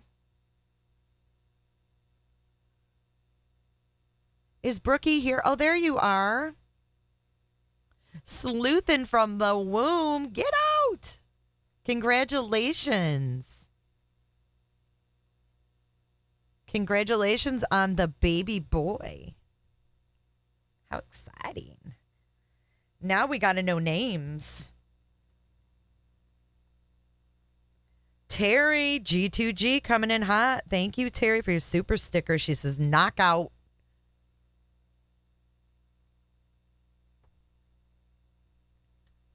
The sky is nice and blue for Gannon here in Florida as well. Let's all get our WD-40 and fend off the evil. Just help a brother out here. Here we go. We've got some voices. Oh, that was Grady Judd. Help a brother out. Whoops.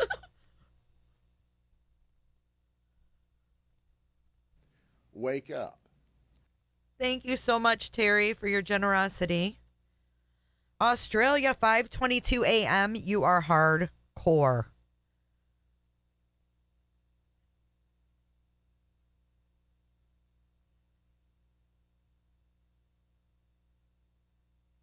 Hey, Kevin. Good to see you.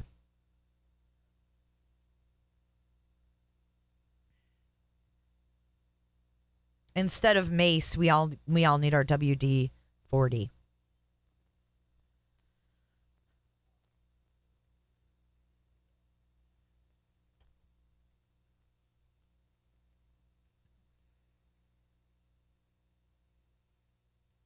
You guys are all buzzing in chat. I love it. We are 3:24 Eastern Standard Time. And they could be waiting for more family to get there. Remember, he said he was going to be very generous. Valo cases hopping today, too. I can't wait for the audio tonight. So, Auntie Cheryl, I don't know if you caught this update in the Daybell case, but apparently Chad and Lori named his penis Storm. And when this was announced in court, everyone gasped behind Nate Eaton. Let's just hope that those damn microphones were able to pick up that gasp. Yes, 200, almost 200 here for Gannon. You guys throw up exclamation point justice if you want to flood the chat with blue hearts. Liar, liar, pants on fire says it's 8:25 p.m. in the UK. Hey, Sinead. I understand, but it's good to see ya. I've missed you. Nicole, hey. Dude, Cheryl hates Chad Dumbbell. She freaking hates him. She hates him and his chins.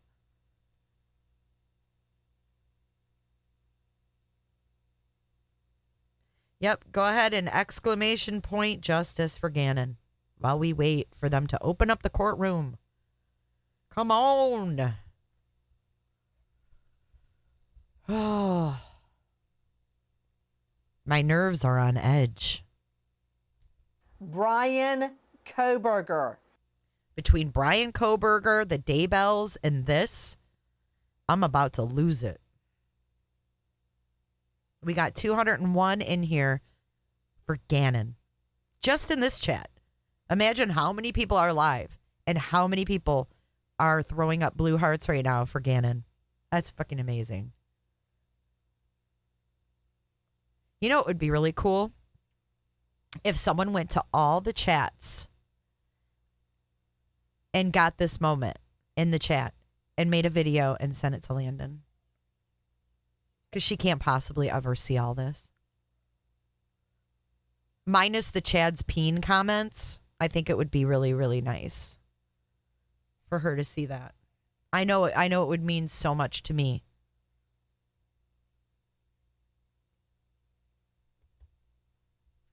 Just to see people. I mean, you guys literally were taking time out of your day for a little boy you didn't even know. Your hearts are huge. Gives me chills. It's really quite amazing. A lot of people don't even know that this happened.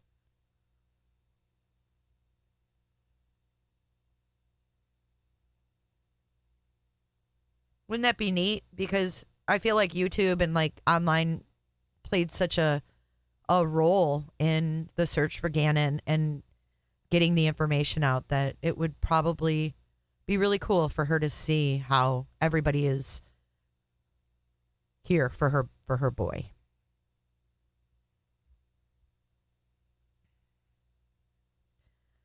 Oh, really, Meg? I didn't know you talked to Landon. Aw. Well, I hope she sees all these blue hearts because this is all for her boy. This is all for her boy. Was it Ann that said that? The chat's moving so fast. I thought it was Meg P that said she... Chad is a penis, says Nikki.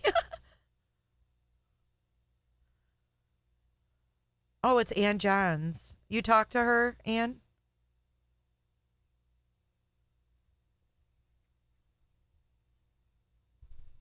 Oh, man, we're going on 3:30 now. The only thing I can think of is that they're probably waiting for family. Because remember, they have a child. They have other children and stuff, so...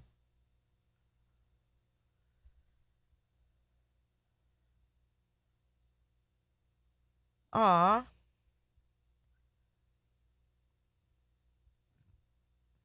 You guys are so nice. It's international too. That's what's amazing.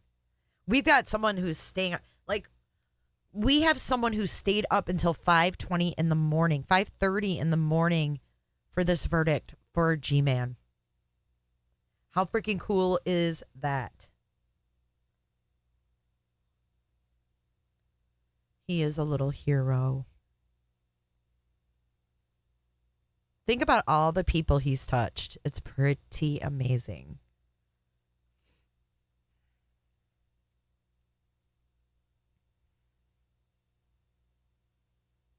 Give her our love for sure, Anne. Landon is a special person. Like, watching her throughout these past few years, just seeing her strength has been pretty amazing. And, you know, it's easy for me to say we'd all do it for our kids. And I do believe that every single person in here that has children would do that for their kids. But it's one thing to actually see someone do it and exhibit that kind of strength.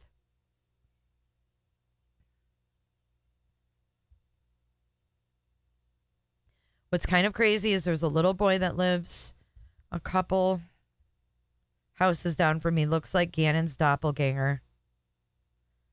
Oh. You'll probably always think of Gannon when you see him. Do something special for that little boy. People will probably freaking think you're a weirdo. Can't do that for people anymore. Can't do that for kids. Yes, she has handled herself with class throughout this entire thing. I mean, think about it. This woman tried to blame her for Gannon's disappearance. How sick is that?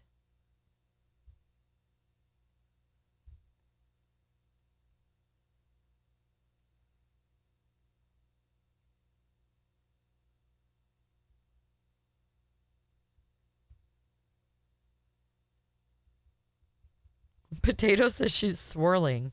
Like when someone puts your head in the toilet, Potato? What does that mean?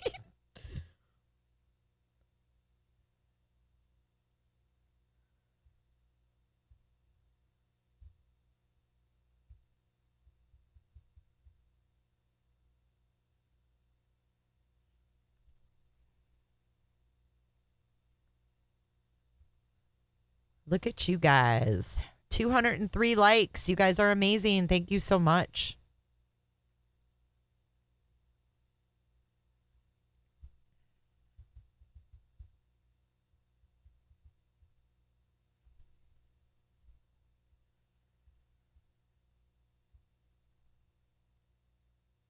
Yep, she did. She dragged all her personal biz out in the world.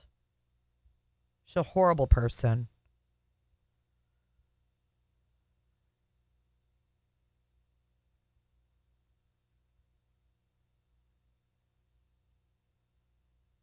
It really could. Speculation. You think you're doing, doing okay, and you have your kids with the other parent.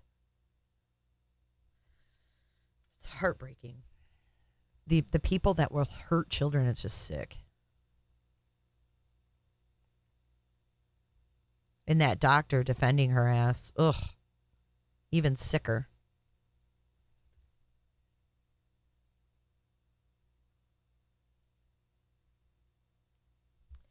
If she's found insane, won't she spend life in a hospital? I'm not sure, Lisa.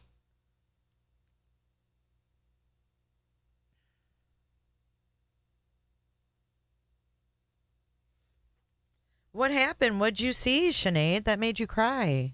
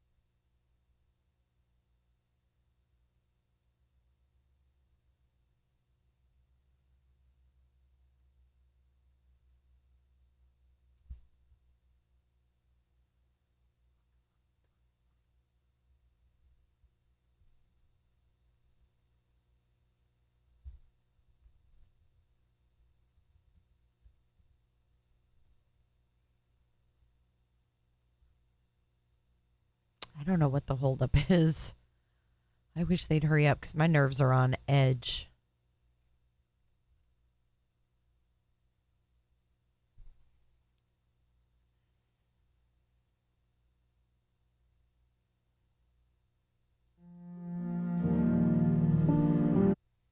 I'm finding some music.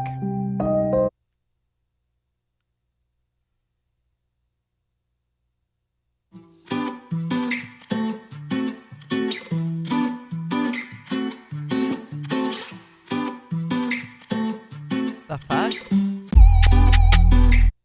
I don't think so.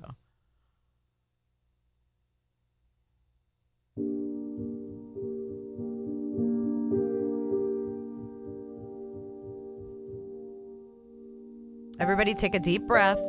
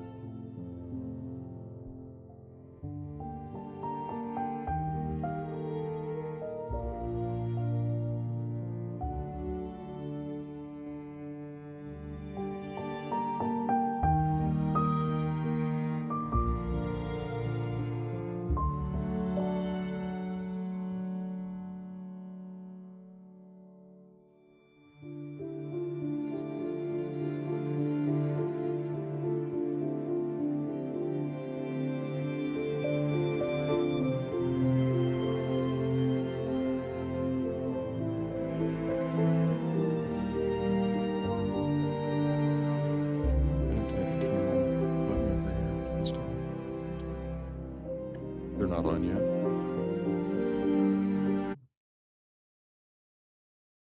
Okay.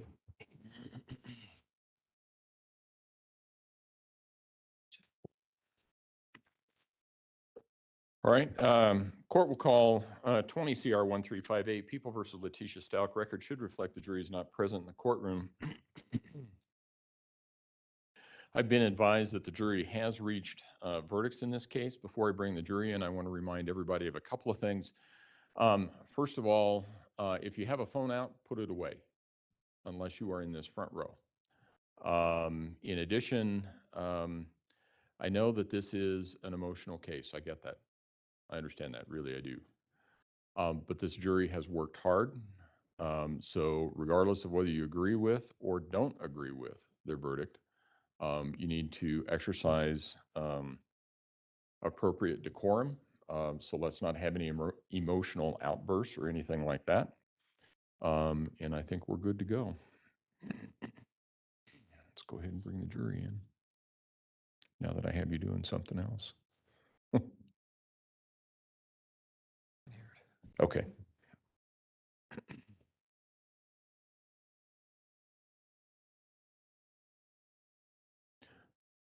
But they all seem to be on.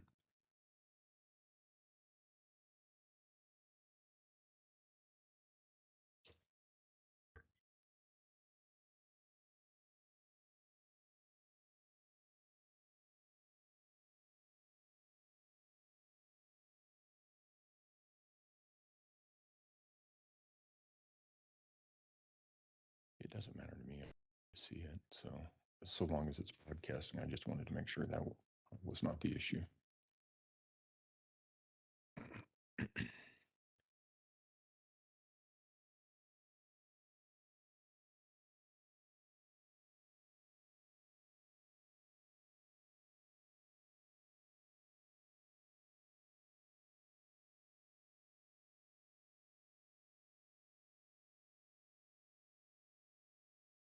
All rise for the jury, please. Okay, it is what it is.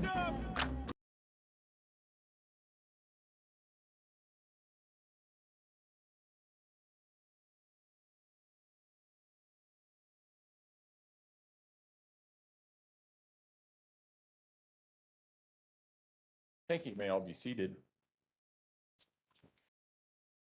Court will recall 20 CR 1358, People versus Letecia Stauch. Record should reflect the jury has returned to the courtroom. Good afternoon, ladies and gentlemen.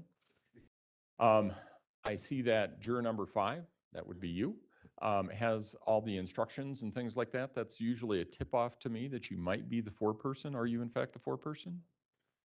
And has the jury reached verdicts in this case? All right, if you would hand the instructions and the verdict forms to Mr. Sproul, please. Oh my gosh, guys. This is it. This is the moment of reckoning. Thank you.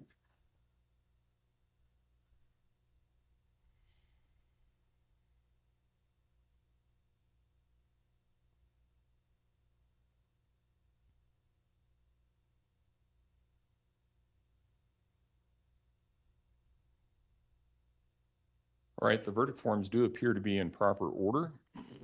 Here we go.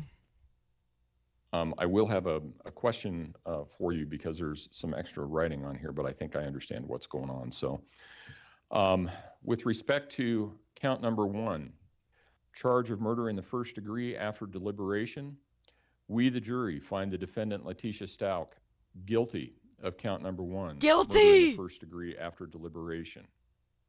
With respect to count number 2, charge of murder in the first degree, child under 12, by a person in a position of trust. We, the jury, find the defendant Letecia Stauch guilty of count number 2, murder in the first degree, child under 12, position of trust. Yes, guilty. With respect to count number 3, charge of tampering with a deceased human body. We, the jury, find the defendant Letecia Stauch guilty of count number 3, tampering with a deceased human body. With respect to count number 4, charge of tampering with physical evidence, we, the jury, find the defendant Letecia Stauch guilty of count number 4, tampering with physical evidence. Guilty. I wanted to ask the jury, or actually the foreperson, There is some extra writing on here with respect to question number 1. There's a cross through and some initials. And then on part B, there's also a cross through with initials. Was that signifying that you were not answering that and you intended to answer guilty as to that charge? Yes, sir. All right. And is that what you intended with all of the other verdict forms? Yes, sir. All right. With that, does either side wish to have the jury poll the prosecution? Yes, Your Honor. All right, what this means is that this is a process that is sometimes requested by the attorneys following a verdict to make sure that everybody has agreed on all parts of it. So I'll go down the row, starting in the back. Juror number 1, is this and are these your verdicts? Juror number 2, is this and are these your verdicts? Juror number 3, is this and are these your verdicts? Juror number 4, is this and are these your verdicts? Juror number 5, is this and are these your verdicts? Juror number 6, is this and are these your verdicts? Juror number 7, is this and are these your verdicts? Yes, sir. Juror number 8, is this and are these your verdicts? Juror number 9, is this Look and at are these your Landon. verdicts? Look at Landon. Juror She's number like, 10, yes. Is this and are these your verdicts? Juror number 11, is this and are these your verdicts? Juror number 12, is this and are these your verdicts? Look at his mama. She got justice for her boy. I want to thank all of you for your service. Jurors don't get a lot of training. However, you all were selected because you were willing to be open-minded and impartial, and were willing to make decisions based on the facts and the law. You, the jury, heard and saw the evidence. You paid attention all day, every day. Someone else may tell you they disagree with or they disagree with your verdict or some aspect of your service. They may want to express their opinion on the matter. However, we didn't ask them for any of their opinions. We asked you for your judgment. We asked you for your verdict based on the law and based on the evidence. Someone else may tell you they think they're better and smarter and more intuitive than all of you were. Ignore them. As a judge, rarely does a day go by that I don't make somebody in the courtroom mad. The fact that some people may disagree with your verdict or the law only means that those who disagree with you were not carefully selected to be fair and impartial. They did not take an oath to follow the law and to judge all of the facts, and they see it differently from you because they didn't see it all from the perspective you did. And they did not discuss the facts with 11 others who were also fair and impartial and sworn to follow the law. You decided this case. This verdict is your verdict. And this is the verdict in the case. No poll, no approval or disapproval, and no press analysis changes that fact. This is the verdict in the case. The press or someone else at some point may wish to talk to you. We live in a world of exceptional voyeurism in reality TV, and this is about as real as it gets. They may try to dissect the evidence, your thought process, and your decision. It's a free country. Anyone can ask you anything about your verdict. You can answer if you choose. They can also, however, respect your privacy and allow you to contact them only if you want to talk to them. And if you don't want to, you don't have to talk to anyone about your verdict. If you do talk with someone, you can tell them as little or as much as you like. Someone may even ask you to give an affidavit regarding some aspect of your jury service. You're free to give an affidavit. You're free to decline to give an affidavit. That is a personal decision you are entitled to make.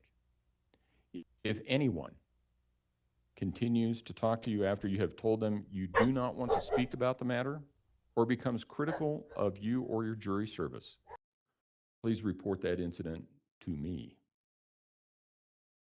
Again, I want to thank you very much for your service. Without honest people of our community serving on jurors, we cannot secure the right to a jury trial in this country. And it's a very valuable and a very important right. I want to leave you with some language from a case that was decided by the United States Supreme Court in Louisiana versus Duncan. In that case, an individual was denied the right to a jury by trial, or a trial by jury, sorry. Just help a brother And out that here. case went all the way up to the United States Supreme Court. And the Supreme Court sent it back to the state of Louisiana. And it said, you need to give this man what the Constitution requires, which is a trial by jury. And when it sent the case back to Louisiana, it said, we believe that trial by jury is fundamental to the American scheme of justice. Trial by jury is more than an instrument of justice and more than one wheel of the Constitution. It is the lamp that shows that freedom lives. Without your dedication and sacrifice, that lamp would not shine as brightly as it does. So I truly thank you for your service. You are now discharged with the thanks of the court. And for the last time, all rise for the jury, please. Stand up!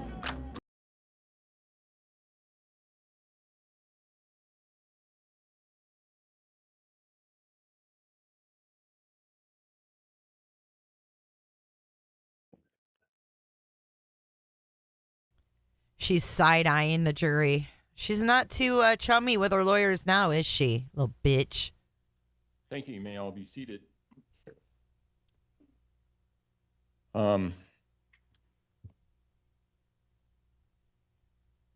don't know how you want to proceed on sentencing. I do need to talk to the jury for a few minutes because I need to tell them some things about security issues, counseling issues, and things like that. So I do need to talk with them for a few minutes. I also didn't know if the family, the prosecution, anybody wanted to have some time to process the verdicts. I also understand that everybody's been here for 5 weeks, so I get that part too. So I'm open to whatever you want to do with respect to sentencing, but I probably am going to need at least a half an hour with the jury. I think that would be appropriate, Judge. The people are obviously ready to go to immediate sentencing. I believe defense is as well. And, Okay. And I can tell you that the family's been thinking about this day for over 3 years. They're ready to go to sentencing as well. Okay, then They give are me about ready. 30 minutes, and we will come back and proceed to sentencing at that point in time. All right, guys, we are going to be in a recess for 30 minutes, and then we're going to see this bitch get sentenced. Guilty on all charges.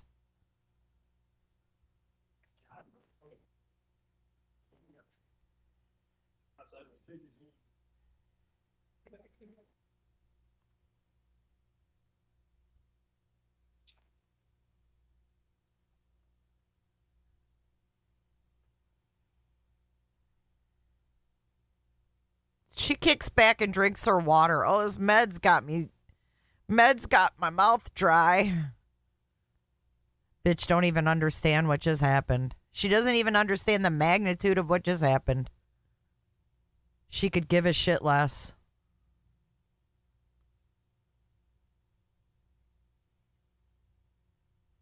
But like the prosecutor said, his family's been waiting for this for 3 years. Enough of her games, enough of her lies, enough of her deception. She's done. She'll file an automatic appeal. It won't go anywhere. She's done. She is a cooked goose.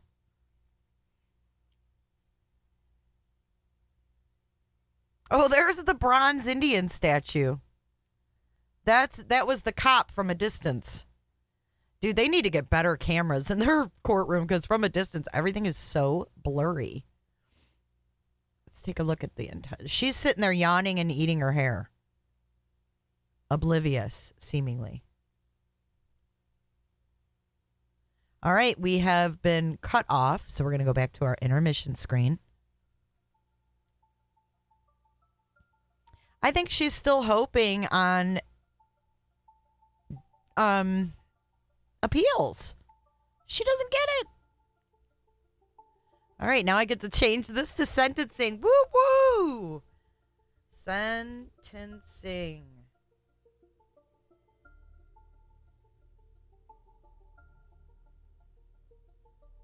At, let's say 4:25 Eastern. We'll get that up there. All right, guys, I will be back with you guys in just a little bit. Thanks for being here and seeing this through to justice for Gannon. This is amazing. And prayers to his family right now. Hopefully they get to do some impact statements, right? Think they'll be able to do that? I guess we'll see. All right, I'll see you guys in a little bit. Thank you for being here.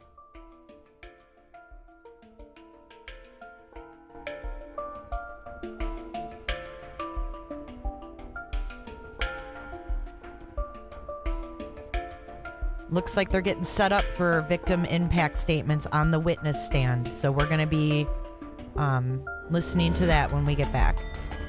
Fuck D-Rob.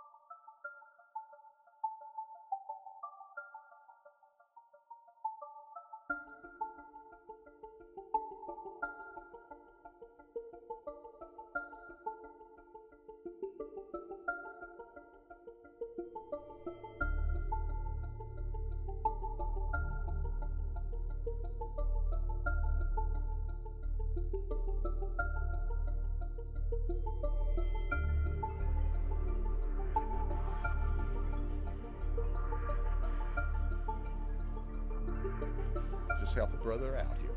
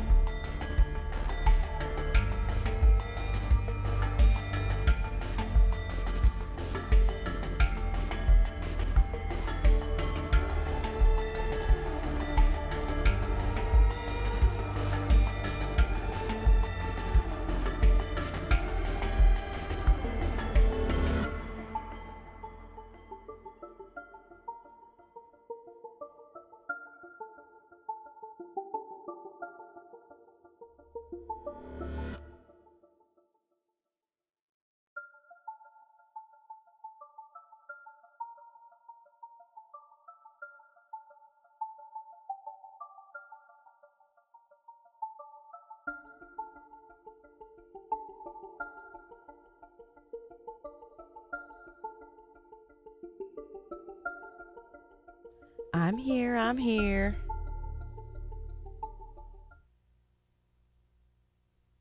The webinar ended. The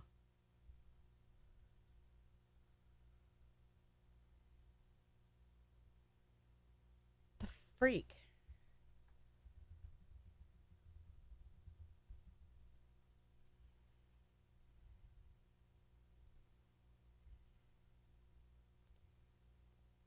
I had no idea it ended. I'm so sorry. Holy crap. I hope we didn't miss anything. Oh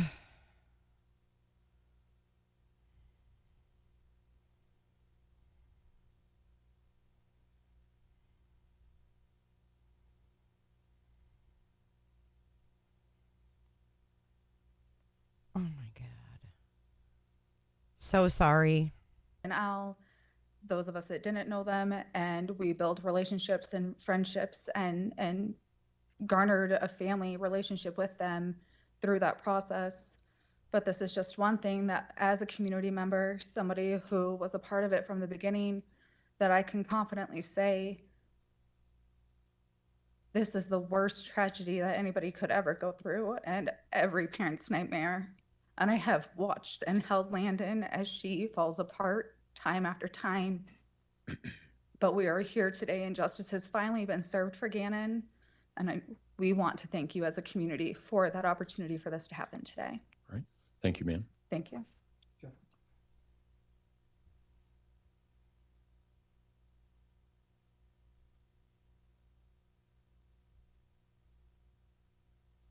Thank you, Your Honor. My name is Jeff Davenport, Jeffdavenport. Right.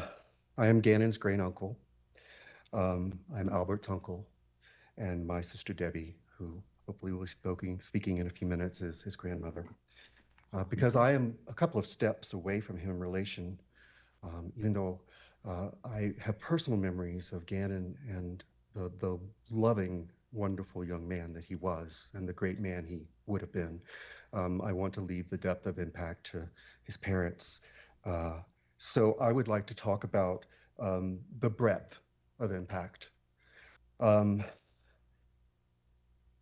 preciousness of an 11-year-old's life is beyond measure, and all other impacts to all the rest of us pale in comparison to the loss he suffered himself.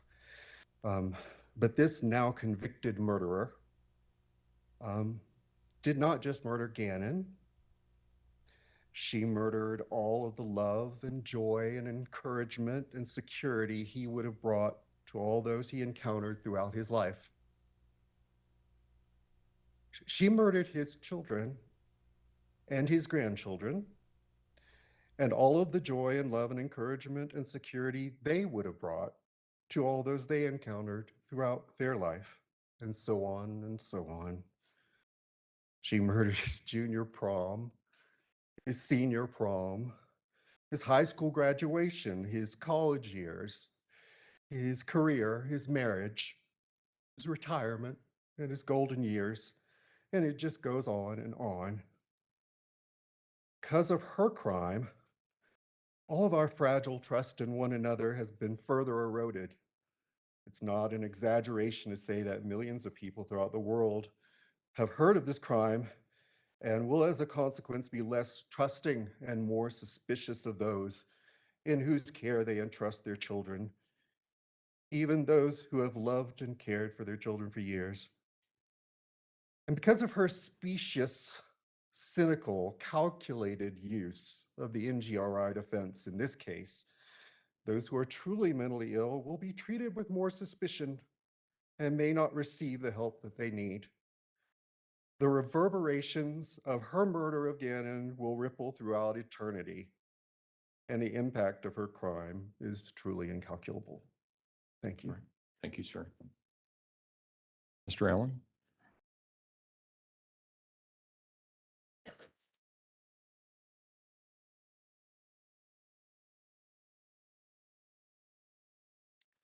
Thank you, Judge. It's Veronica Birkenstock, spelled Veronica, Birkenstock, Birkenstock. I am Landon's Aunt Veronica, or Aunt V, and his great aunt. Nothing in life prepares you for the murder of a child. No one ever thinks this can happen to your family. A little over 3.5 years ago, I got a call, a very dreaded call, that I needed to come and be with Landon. For over 3 years, I have dear left her side in all the hearings, all the motions, and all the hearings that the defendant decided not to come to because she didn't think it was important. But regardless, we showed up, and we showed up for Gannon. I want to talk about forgiveness today because as a Christian, I have to forgive, not because I want to, because human flesh does not want to. The judge today, on behalf of Landon and I, we want this court to know that we have forgiven Letecia for what she did. God is the ultimate judger. But I pray today that you, Judge, will give her what she deserves on this earth and will let God do the rest in eternity. I don't know if this is appropriate or not, but I would like to leave this Bible. And at some point in time, if you think it's okay, to give to Letecia as she serves her life sentence. And we hope that will be the punishment that you render shortly. But this is a life application Bible. For the rest of her natural life, I hope she will read the Word of God. And I hope that she will turn from her evil ways and the things that she did to our family. I have sat here for 6 weeks, and I have listened to the horrendous things that she did to my nephew. I don't want the last memory of him to be what she did to him. Our last memory of Gannon was one of fun, love, joy. So articulate, and despite everything, he was gifted and talented. He wasn't supposed to live. The day he was born, the doctors told us he had really no chance. He weighed 1 pound and a few ounces. I'll never forget the picture that Albert sent when he took his wedding ring and it would fit all the way to his shoulder. For months, I saw Landon and Albert pray over their baby. And one of the happiest days was the day he got to come home. And I was there with them. I got to spend the first night holding him for the first time and looked in his beautiful little eyes, and he fought so hard to get there.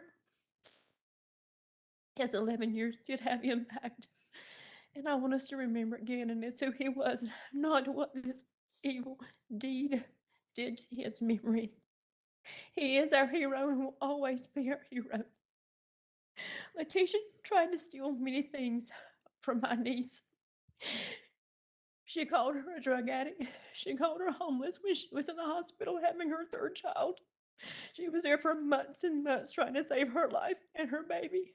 She wasn't homeless. Landon's a good mother. She loved her children. And she loved Gannon.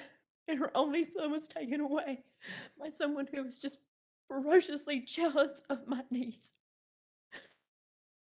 With all that being said, I pray that you will give her the sentence that she deserves, but I also pray that God will forgive her if she repents and turns from her evil ways. All right. Thank you. Mr. Allen?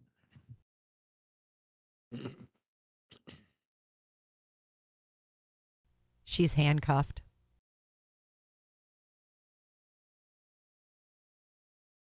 My name is Bob Rogers, B-O-B, R-O-G-E-R-S.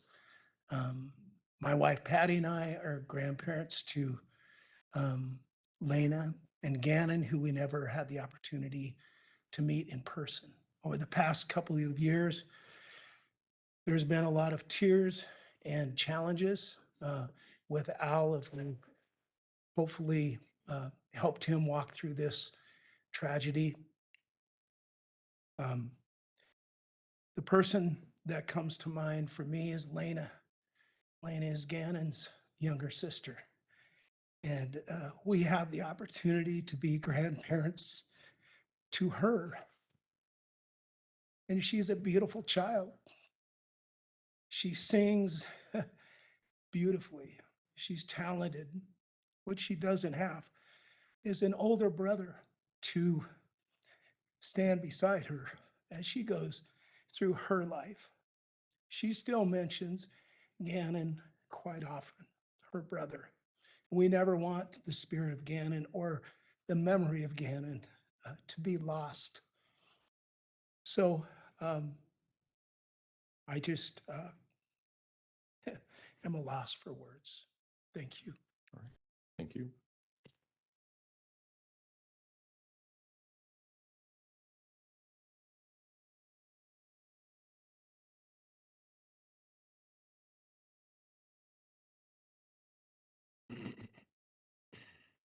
I am Deborah Pierce, P-E-A-R-C-E.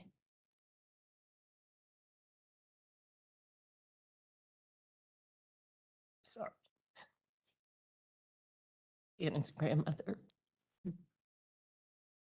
And I just wanted to thank you, first of all, Your Honor, for this court and everything that's been done, for everyone who has so carefully and impartially cared for this case, for this loss of this precious child.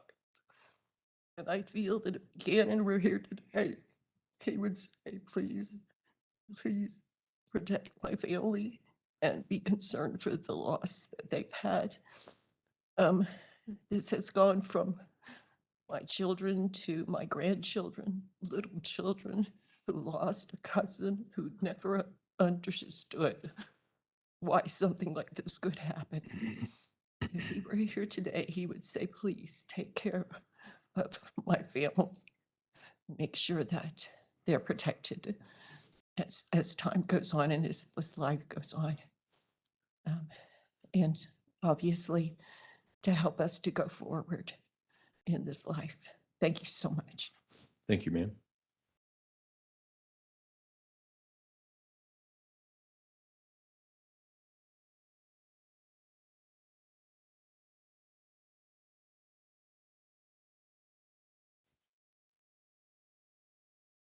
Hello, Your Honor. My name is Landon Bullard, also referred to as Hyatt in this case. She but looks Bullard's beautiful. Look how beautiful she looks. B-U-L-L-A-R-D. I miss you, Gannon, and I love you to the moon and back again. I know every day you're with me and your sisters, but that will never be taken away. The ache that I have for you, to hold you, to hug you, to tell you how much I love you, and to see your smile and your innocence. I remember all the pain your dad and I suffered with having children. It was never easy, and we were always fearful through the process. On September the 29th, 2008, our lives were forever changed. Our first biggest blessing came into the world weighing only 1 pound and 6 ounces. You fought all the odds and developed a personality and a smile that's larger than life. You became my hero that day. You forever changed my heart and my life, and that will never change. That is something that can never be taken away from me. You came into this world fighting. And unfortunately, you left this world fighting. Your Honor, she fought against someone that he loved and trusted. Someone that myself and Albert both trusted and loved. Someone who can never understand what it means to love or trust anyone but herself. For more than 3 agonizing years, I've often wondered what I may say, or if I would even be able to. For 3 years, I have questioned every single possibility and scenario. For 3 years, I have tried to forgive you, but I can't. I want to. But no parent should have to bury their child. No parent should have to see or hear the horrific things you have done to the whole family. She has taken away the most precious gift in this world. Not just my family, not Al's family, but your own family. She destroyed dozens of lives, lives of people who never wanted to believe that she could have done this. She knew how special Gannon was, and she knew what meant to most to me. I, in my heart, can never understand her hatred and insecurities when it came to me. I did love her. Mother to mother, I trusted her with my children while trying to survive a complicated life with my 3rd child. And she used every opportunity to write a narrative of my life to try to take pieces of my life. When she already took some of it, that still wasn't enough. She searched. I lost my place. I don't know where I'm at now. She searched so hard for love when all along she had it, but she took it for granted. I didn't hold anger against you then. I still kept my heart open to her. You had so much love from Lena and Gannon, from Harley, her own daughter, that you willingly subjected to the chance of serving time for her crimes. Such an indicator of her inability to love anyone herself. You had support, appreciation for me, even when we couldn't see eye to eye, because I valued her for helping me with our children when I physically couldn't. Even when I was fighting for my kids, as you wrote, a false smear campaign against me and my children, and also Al. For me, I still appreciated that they were loved by you. So I thought. She had everyone fooled. She projected abuse and addiction claims against all of us, not just me, when all along she was the one harming innocent children. Anything to take the light off, manipulating us, breaking my kids, and murdering my son. I can't say that she ruined my life, because that would be some form of sick victory for her. Because even through this process, it's been a game to her. The people who listened doesn't know her style or her sly jabs. She's even made at Albert and I. They do not know the significance of certain things she says or does. But we do. Instead of allowing her to take that power of hurting me further, I wanted to tell you this. Let me tell you what Gannon has done. Even to this day, even after you murdered him and she tried to taint any positive image of him, he has caused families and communities to come together. Children and adults have given their life to Christ. He has called unity in times of trial. He is a hero. She even tried to steal that away. A cape, huh? The one image of Gannon that was created for the world. After it went national, TV begging for the return of my son, my hero. How dare her? How truly sick and cruel is she? You stole so much from this world. Gannon's cousins, aunts, uncles, sisters, new siblings, grandparents, and friends are missing a huge portion of their lives without Gannon.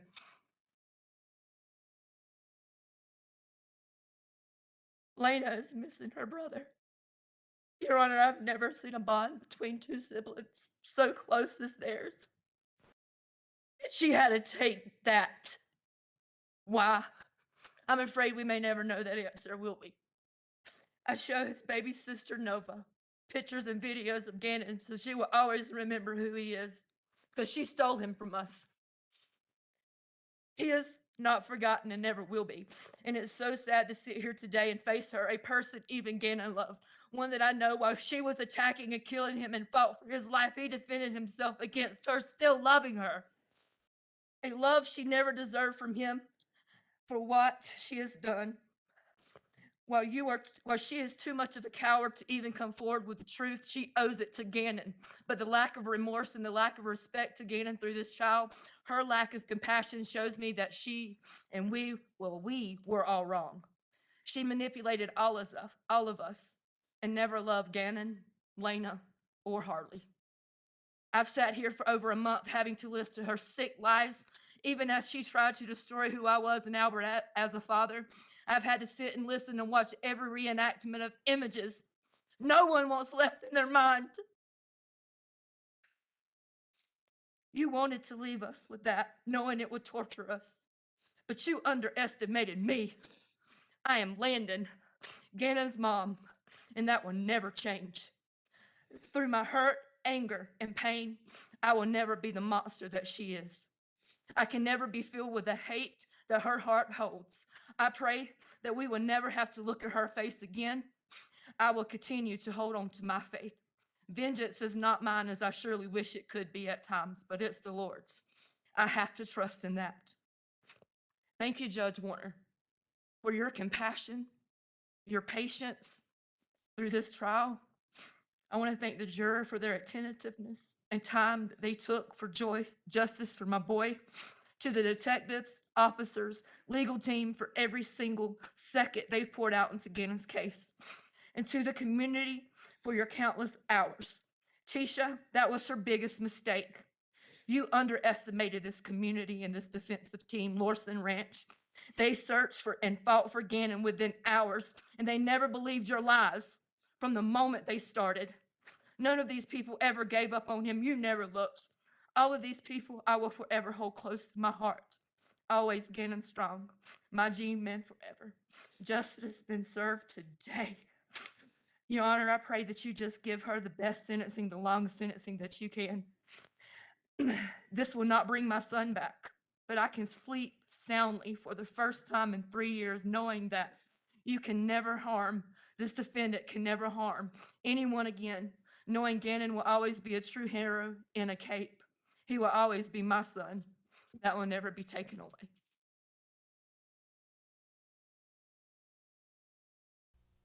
That was amazing. Wow.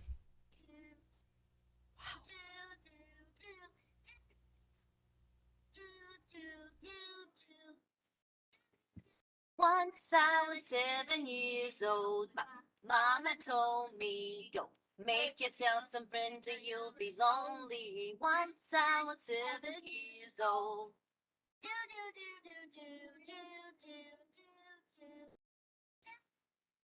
It was a big, big world, but we thought we were bigger. Pushing each other to the limits, we were learning quicker.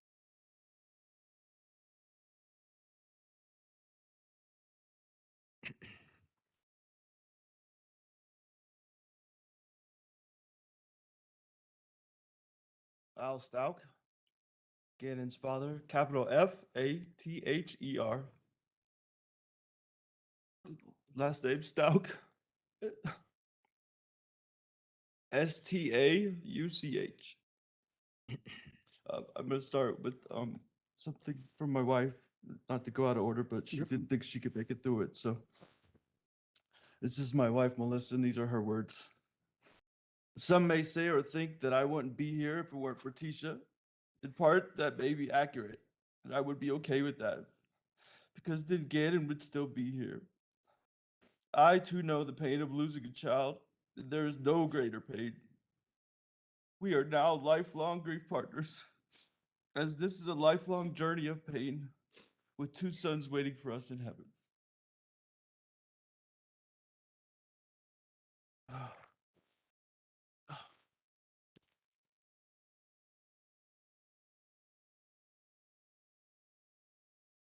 I have some words from my daughter Elena I will address in the middle of my speech, but they're written in yellow, so I don't know if I should leave it to a child.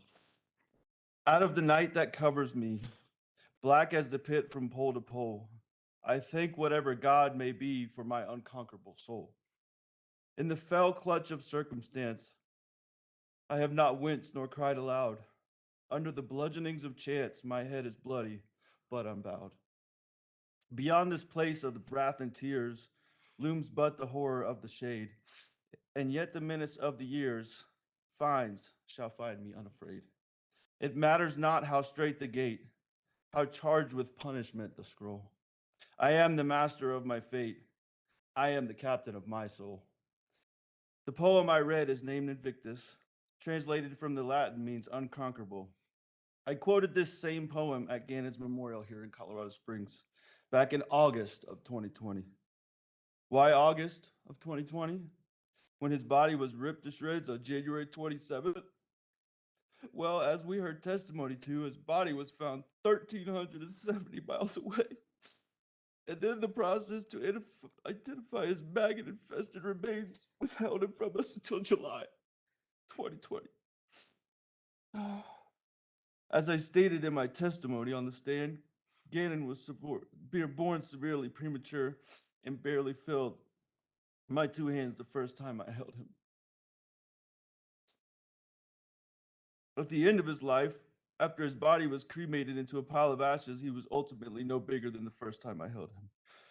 As brutal as the wait became, I'm thankful to God and the bridge workers for finding him and returning his precious body to Landon and I.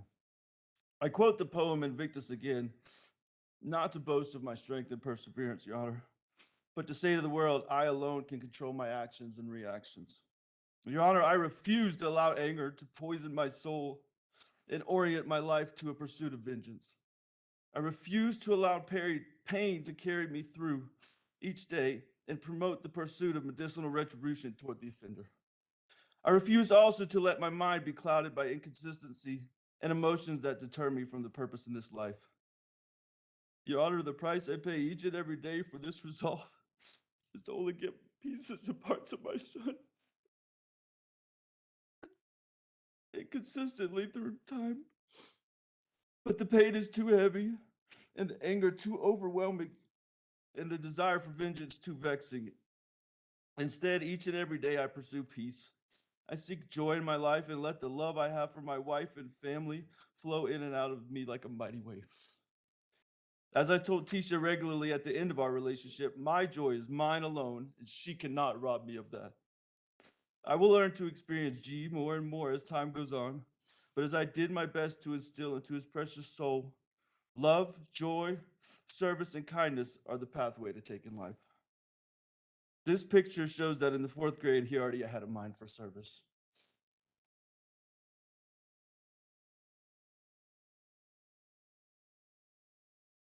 Throughout these past 3 years since Gannon was beaten and drugged, carved up, shot at point-blank range, and discarded like yesterday's garbage, I've encountered many people that would figuratively do the same to me. I've been questioned, compared as Tisha did to my abusive father, and ridiculed for my approach to finding Gannon. I hope now that the world has seen that I was assigned the most arduous task of finding Gannon in the only place that was possible for him to have been, in the mind of a killer. Were my efforts fruitful? I believe so. But from the moment I did not see the Volkswagen Tiguan, or however you say it, at French Elementary on that Tuesday evening, a clear direction for finding Gannon pointed directly and precisely at Tisha. While others online, some who are even in the courtroom today, questioned my perceived lack of effort or concern, I stood still and stood firm in knowing that only one person had the information needed to find Gannon. Now I say, woe to the person who questions a father's resolve when the safety and well-being of his children are at stake. I did not waver. I did not falter in the pursuit, nor did I allow the mentality of the mob to shake me. But it was only by the grace of God that Gannon's precious body was finally found. In Mark 4:39 of the Bible, in the middle of a storm, Christ arose and rebuked the wind and said, "Peace, be still." In times of trial in my life, from seeing my father being taken away in handcuffs, seeing that sweet 1 pound, 6 ounce baby boy for my firstborn son being put into a Ziploc bag after he was born to help regulate his body temperature, and now searching for and never finding my son again, I have but one choice, and that is the times of trial and tribulation to have that peace and be still. As I alluded to previously, that stillness does provide an easy target for many who do not understand peace, hope, and even faith. Some, including Tisha, feasted on my stillness, attacked, and yes, left several scars. One of these scars comes in the form of the financial and residential ruin that began in the early days of this ordeal. I'm just going to skip this part because I don't want to make this any more about me. I'm not seeking any restitution, Your Honor. For the $1.50 a month I receive from the defendant, Tisha, would just keep me connected to her for the rest of my life, and I don't want that. So absolutely no restitution, Your Honor. The murderer of which I speak was not always such. When I met Tisha, she was beautiful, extremely intelligent, as many have testified to, and a seemingly successful woman. A far cry from the nappy-headed, murderous, narcissistic, and arrogantly flippant human being that sits in our midst today. Having a background in teaching, social work, higher education, certified babysitting, and endless amount of credentials, that should render one trustworthy when it relates to the safety of children. However, although she remains too much a coward to state the facts of what she did to Gannon, too much a lily-livered, self-centered, pathological liar to ask for forgiveness, and too much the facade of one who actually cares for others to have taken her frustration out on an adult or one who could defend themselves, she will one day give an account through her words or through her time. Sending pictures of Gannon sleeping to Landon and I was telling, as the boy looked pale and absent of the energies that so defined him. This is what a happy, healthy little boy looks like when he's sleeping. The next picture. That's what a little boy sleeping looks like. These pictures on the screen are of a happy, healthy little boy that's sleeping sweetly, healthily where he lay. The impact Tisha had as a result of this heinous crime stretches far wider and far deeper than I could depict through my statement today. 2 other people torn to pieces as a result of this are Gannon's sister, Lena, and Harley. Speaking of Harley, I feel as though I've lost 2 children as a result of this tragedy, one of which I will never see on this earth again, and the other which I do not know if a relationship can be salvaged with. Now for Lena. The video you saw as submitted in evidence, her bebopping down the street, is actually an excellent depiction of Lena and her happiness and her joy in life. She is very loving, trusting, and at times way too social. Normally, you might be concerned by your little girl talking to the utility guy working in the front yard, but in this case, it was the inside of her own home that was of grave concern. Nonetheless, her loss, Lena's loss, is like none I can even imagine. She lost her big brother, her only brother at the time. I still do not know if she has fully processed or fully understands the gravity of the situation, but regardless has pressed forward and is thriving as best as she can. I am so proud of her. And these are her words. Once again, they're in yellow, so I'll do the best I can.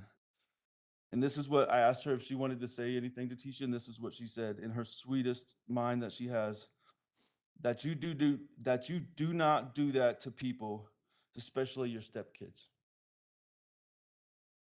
And that it is never all right to do these things. How sweeter of a response can you get? Now for my precious, premature firstborn son. Get it? I never in my wildest dreams would have ever thought you'd be in danger, buddy, or I know I wouldn't have not left you. At home with what turned out to be your murderer and the last person to ever see you on this earth. I'm so sorry.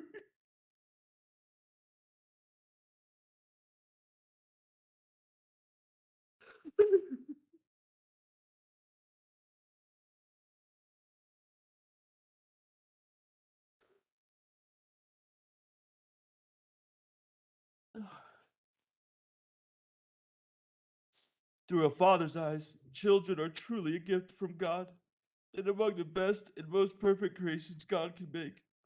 Your Honor, I do need to clear one thing up with the defense.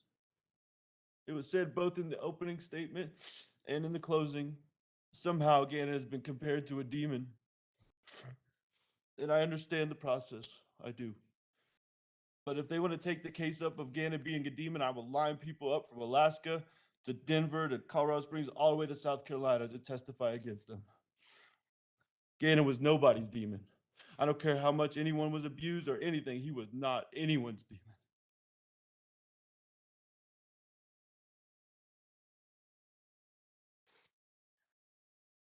Oh, okay. Gannon was truly my buddy. Very recently, before he died, the most alarming thing he did was call me dad. Up until age 10 or 11, I was daddy. But in the last months of his life, I was just dad. A signal that he was coming into those junior high, pre-teenage years. Another amazing thing that is he finally started asking me regularly to play ball with him. He was never too much into sports for most of his life, but that last 6 to 9 months, he really started enjoying playing ball. Some of the most memorable times were him running little 5-yard football routes in the street in front of our house. Most of the time he dropped the ball, but he kept asking, let's do it again. I almost had it that time, Daddy. Oh, and that Nintendo Switch. One of the most difficult pieces of evidence to give up was his Nintendo, because that probably has the most of him on it. Knowing I may never see that again is truly devastating. For him, many of his games were not just games, but a challenge to overcome, as I made him beat specific games before I would buy him the next one. I remember not long before he died, him beating the old school Zelda game he had. As he felt he was getting close to beating the final monster, he paused it, ran upstairs, and we sat at the kitchen island, and he beat it right there together with me. He was as excited as I ever saw him. With all of that and all of the pain of only being able to see him play through the one YouTube video he was able to make, which I'm about to play, I can sleep in peace at night because the father I am and the son he is was culminated as always in our final embrace as he ran out of arms and downstairs to watch Pokemon, I in his heart and he in mine. If we could try to play that video, just maybe the first 10 or 15 seconds of it.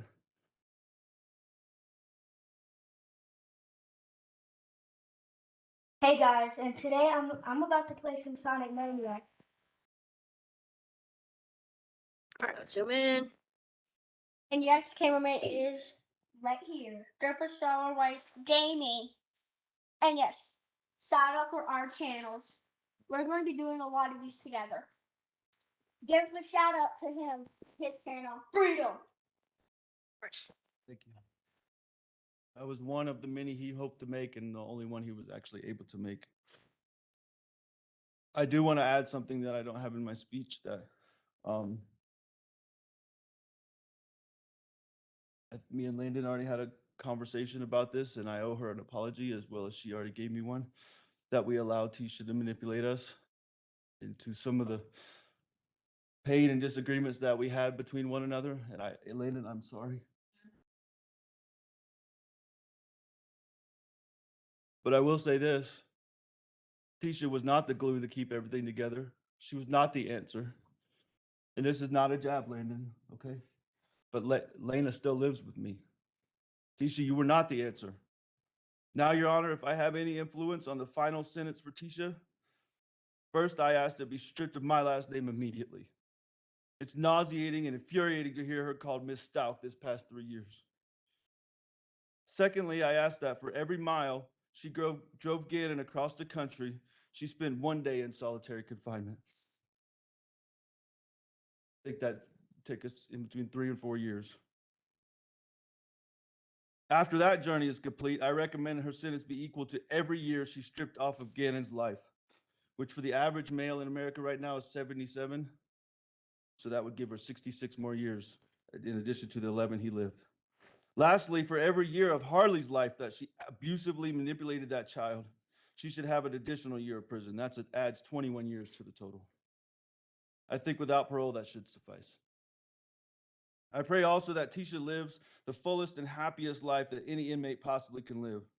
I also pray that every night before she falls asleep, her last breath before she drifts off sounds just like the breath that she describes Gannon breathing as life left his body. And that all through her sleep, she dreams of all the fun they had at Disney and other places we went throughout our time together. And that every morning as she is about to wake, the end of her dream, the last words Gannon spoke to her, screamed or cried, "Tisha, stop! You're hurting me. Why, Tisha? Daddy, help me. I want my mommy. Why couldn't you let her just be a mama's boy? That's all he wanted to be. He just loved his mama. I wish she would tell me what those words were so I would know." And then as she speaks those words, the sound of a gunshot goes off and she wakes. Every day and night, I pray she relives just those moments and then wakes up to a nice, warm, and kosher breakfast. In conclusion, I would like to share a picture of Gannon in his final state and find a resting place, and thank everyone that has had a positive impact on my family and I. To everyone that has shared the positive impact Gannon has had on your life, from a proud and broken father, from the bottom of my heart, I thank you. I'd like to pause until we can get that last photo up. Wow. Amen, Al. Amen, Al.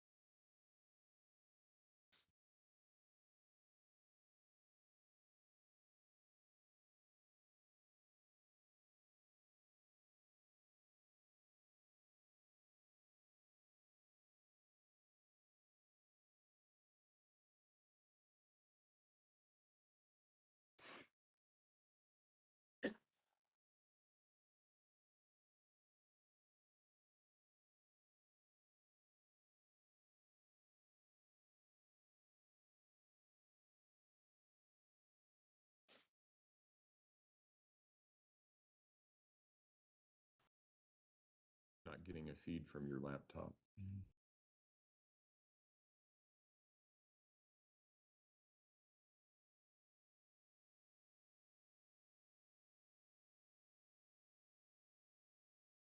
It's fine. Oh, there it is. Thank you, everyone.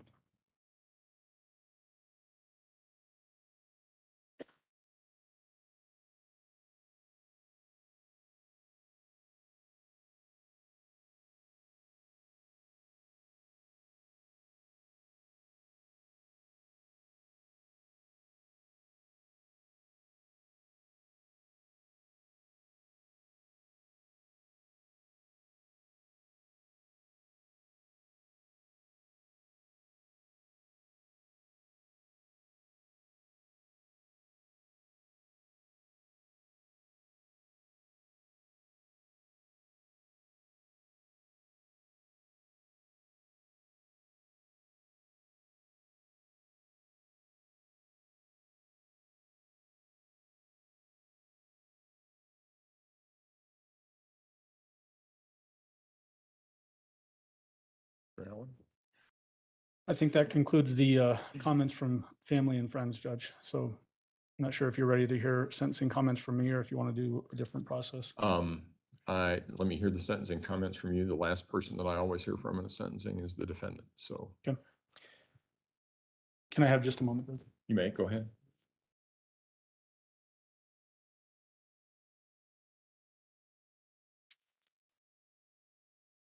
Yeah, just in the abundance of caution, I would ask the court to keep restitution open for a period of time. Obviously, Mr. Stauch is not asking for any restitution, but there may be some that we want to submit, and so I would ask the court to keep that open. Well, based on the new case regarding timelines, I'm going to give you 49 days to submit an order. Thank you. If there is an objection, you'll need to file the objection within 14 days after that. And that'll get us all right. So 49 days, 14 if there's an objection, and if there is, we'll have a hearing. Okay, thank you, Judge. Judge, I'm not going to make a long drawn out statement. I think the comments from the family and friends of the Stauch family said it better than I ever could about the impact that Gannon had on their lives. The loss of Gannon from his family and to this community will never be made right through this process. We all know that. The defendant, through her own actions, tore Gannon's family apart, tore this community apart.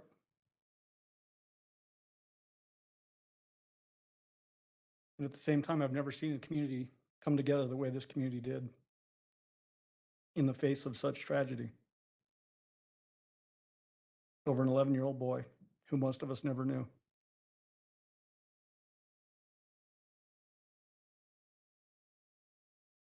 The defendant manipulated this community, Gannon's family,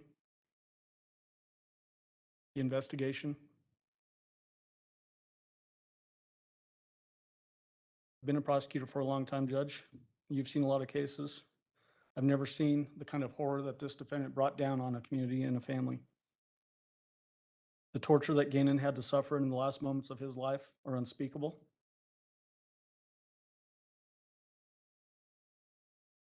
No matter what sentence you give us, Judge, and I know what that sentence is going to be for the most part, no matter what the sentence is, we'll never bring Gannon back. But it will go a long ways towards healing this community. I hope healing Landon. I hope healing Al.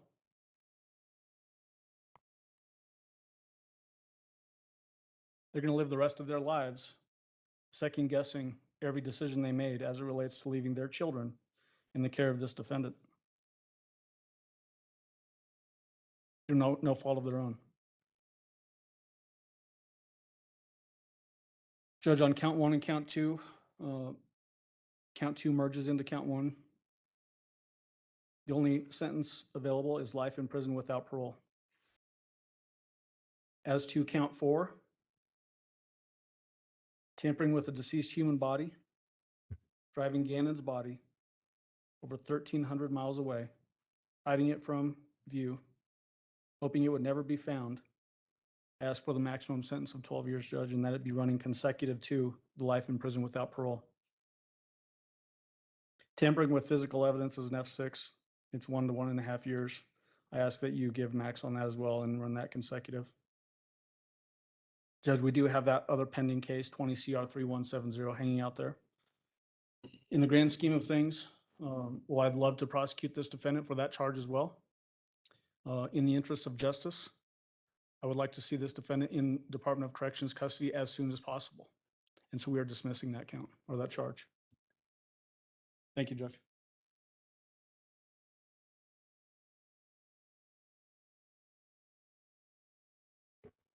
All right, at this point in time, the defense has an opportunity to present statements in mitigation. Mr. Tellini? We understand what sentences as a matter of law. It's out on the council. I don't have pre-sentence confinement for staff that she ordered that should be allowed to proceed in.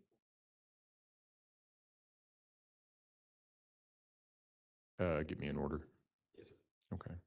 And Ms. Stauch, I heard what your attorney had to say, but I need to hear it from you. You have a right to address the court at this point in time regarding any matter that you want me to consider for sentencing. Do you have anything that you wish for me to consider, ma'am? All right.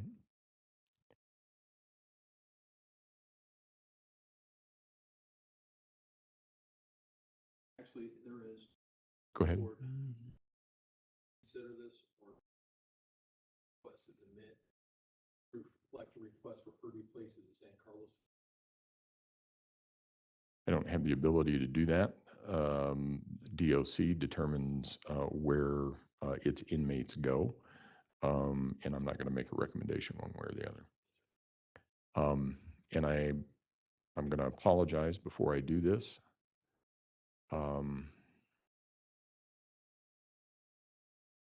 heard a lot. I want to take about 10 minutes to put my thoughts in order. I'll come back with my sentencing at 3:25. All rise.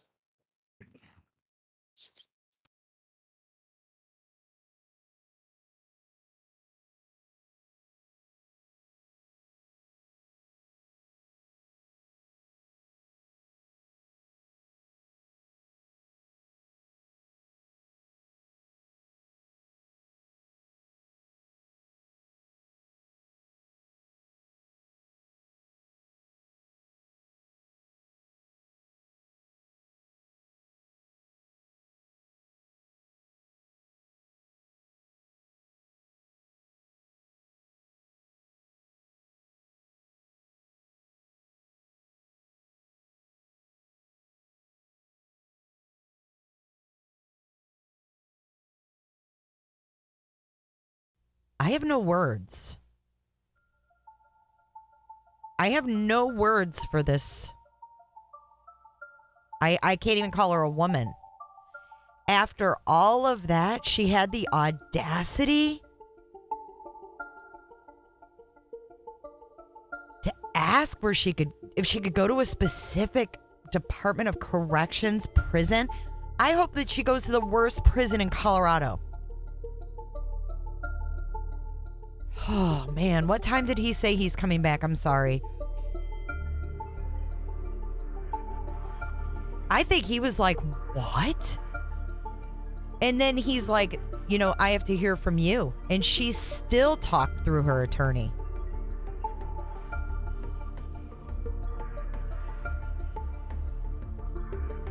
The only reason that Chris Watts got a decent prison was because Chris Watts made a plea deal. This bitch put everybody through hell. His entire family through hell by pushing the envelope. And then she sat there laughing, carrying on with her stupid lawyers. And then she has the audacity, after listening to all of that, to ask for some kind of leniency? What?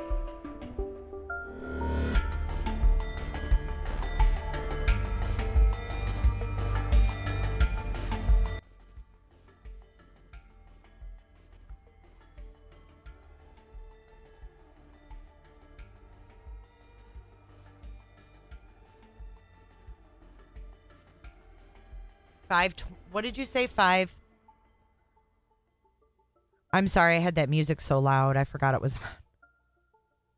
This is terrible. Landon was amazing, though. Where did she pull that strength?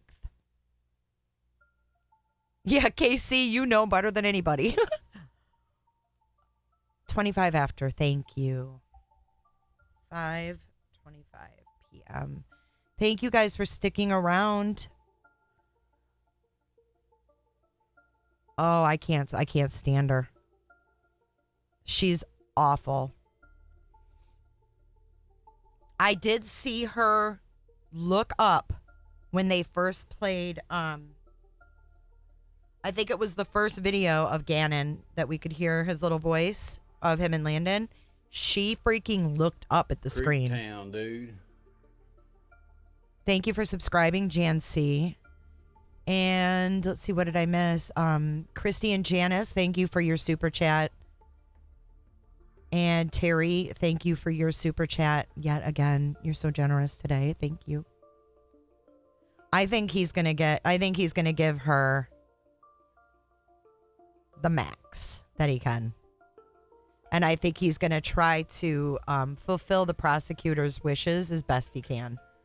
Because I think the judge was absolutely like, are you fucking kidding me?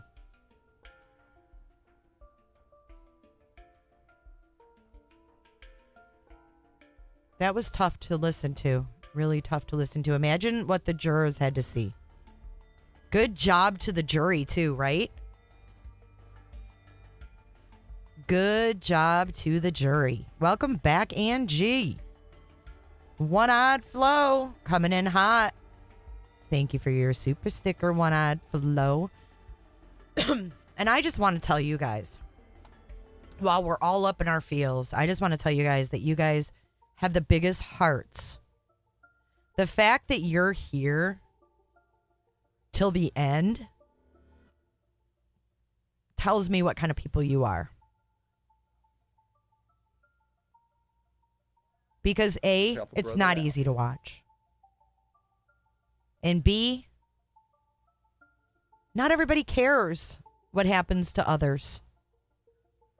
Not everybody cares what happens to others and what their trials and tribulations are.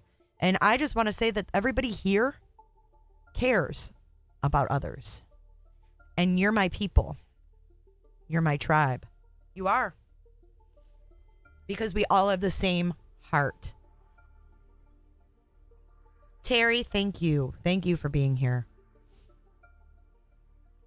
Yeah, dedication so much. But it's dedication. It's your heart. Because you don't have to be here. help You have a a brother out choice. here. And I'm so grateful to have a group of individuals here that are not selfish and all about themselves.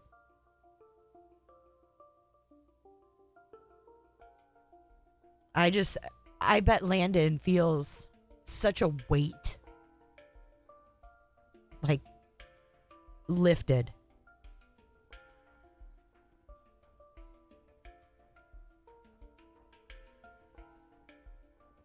You my people too, Combat Vet. You guys are awesome. We are fam bam. Jason knows all about the fam. Jason's been part of the fam since day one. And you guys are all part of the fam too.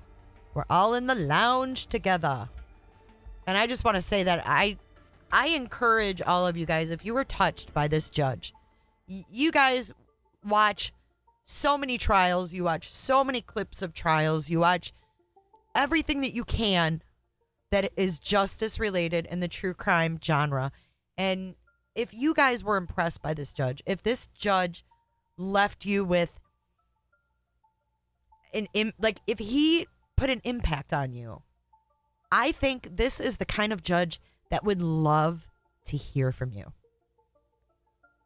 You know what I'm saying? Like, he would appreciate to hear what kind of impact his court had on you. And if you can, I'll get the address. I'll put it in a community post. And I think we should all send this guy letters thanking him for his fairness, thanking him for his kindness, and thanking him for his patience. It's hard to believe that he came out of El Paso County. Vicky, you've been here since day one too? If you've been here since day one, go ahead and throw a 1 up in chat. I've never seen a judge cry either. Yeah, let me look for it right now while we're waiting. We've got about 1 minute.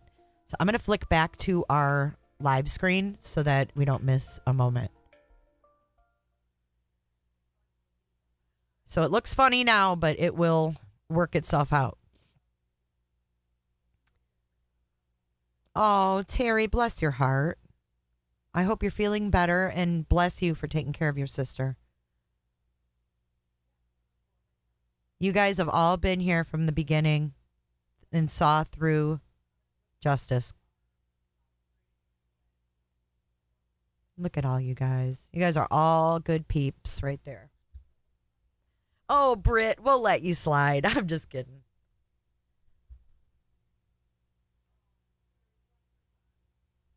Oh, that's a good idea to send him a card. Flo, that is an amazing idea. Okay, so let's look up Judge Werner.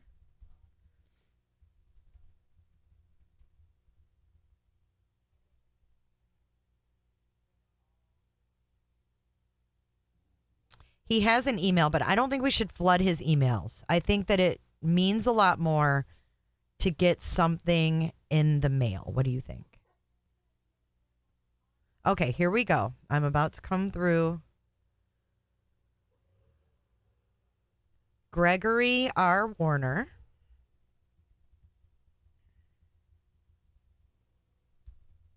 Werner, sorry.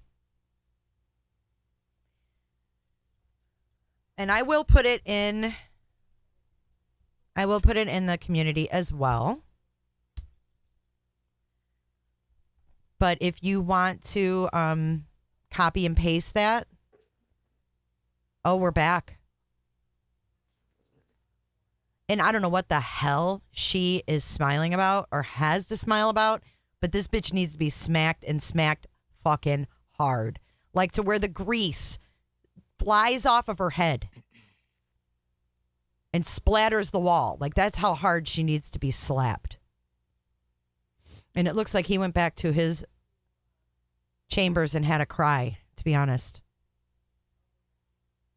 He's having a hard time. A parent's worst nightmare is getting a phone call letting them know that something has happened to their child. How much worse must that nightmare be when law enforcement asks not for a picture of your loved one, but rather DNA and dental records? I've also heard it said that one of the worst tragedies a parent can experience is to outlive a child. I have known people, both professionally and personally, who have gone through that. It never leaves them, but the sharpness of the pain does diminish to some extent over time. I cannot fathom the pain Mr. Stauch and Ms. Bullard have experienced as a result of the defendant's actions.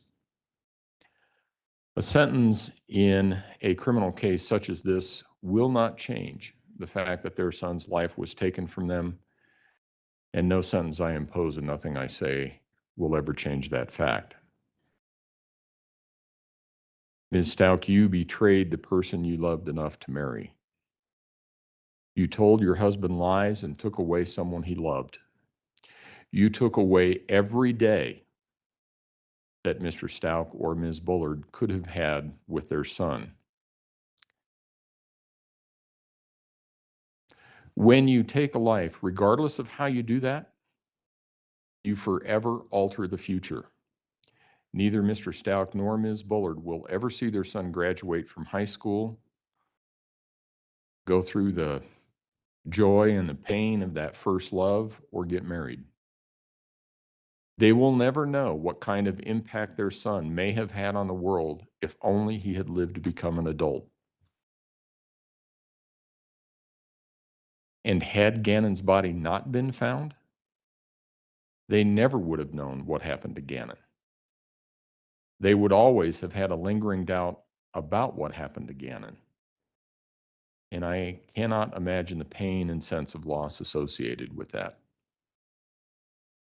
You betrayed your daughter, Harley Hunt. I cannot imagine the emotional impact that you have had on her due to your selfish and calculated actions. This is a young woman that trusted you to put her interests above yours.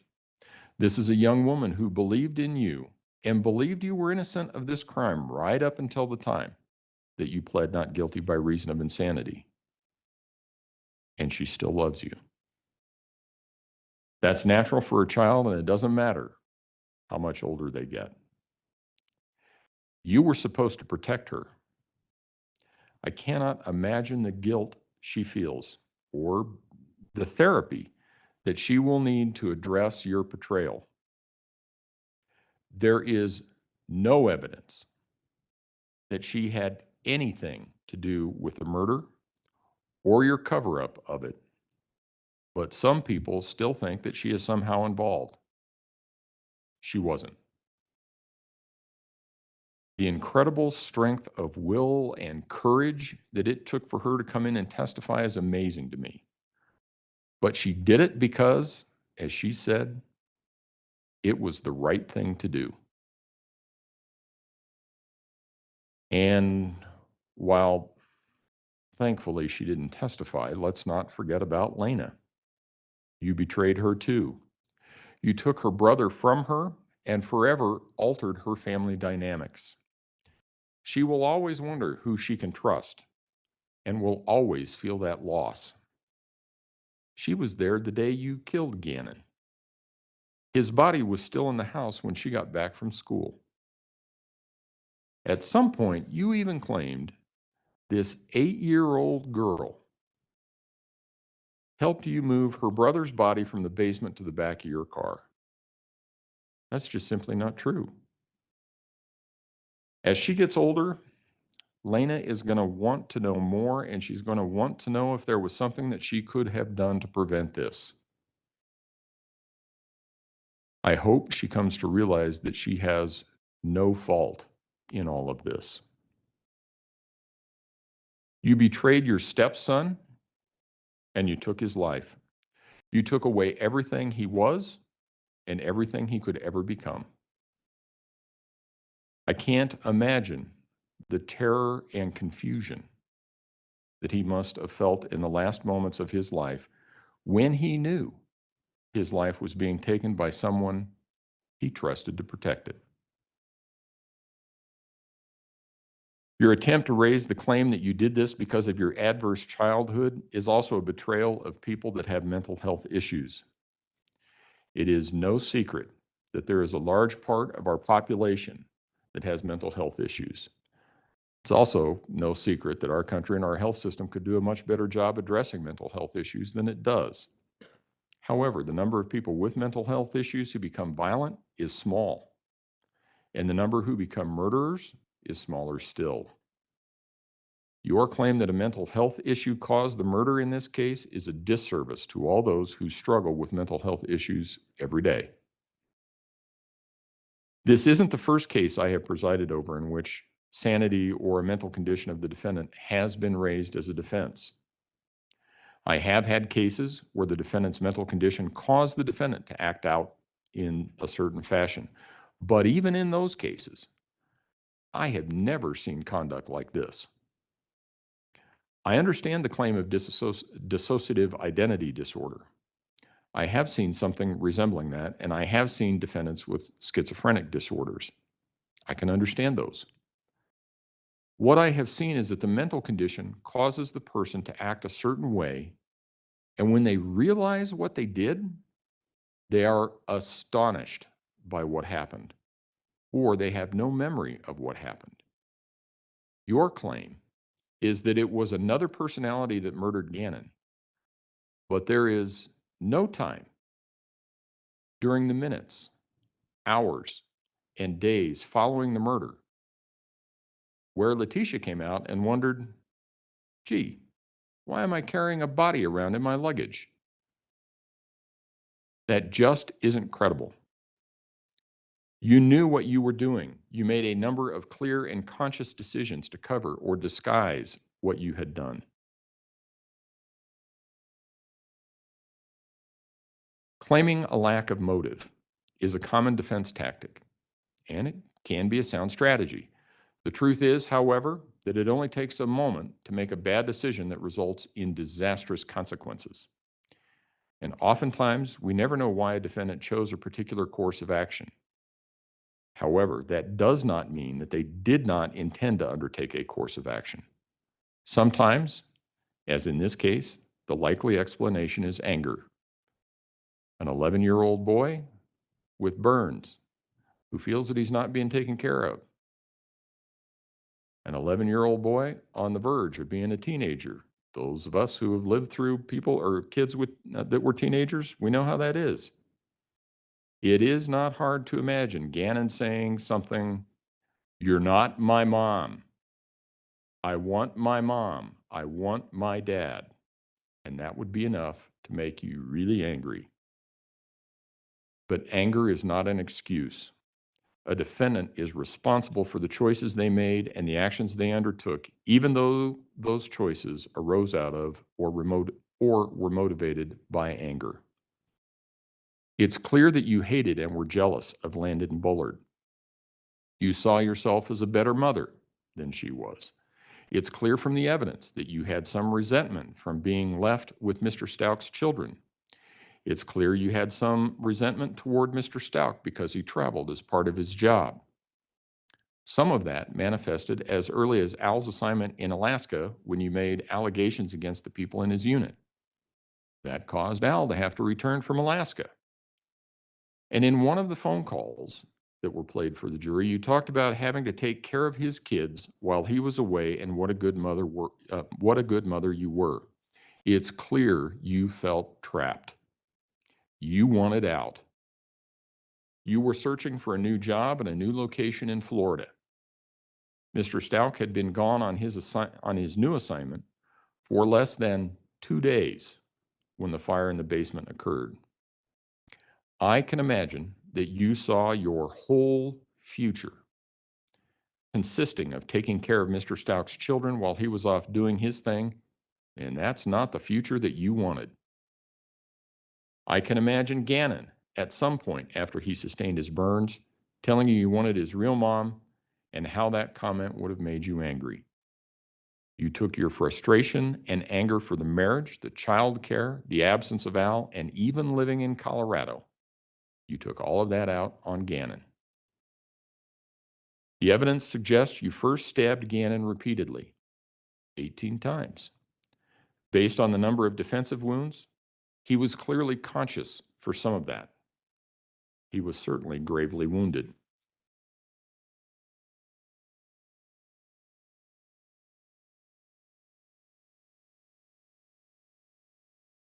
And chillingly,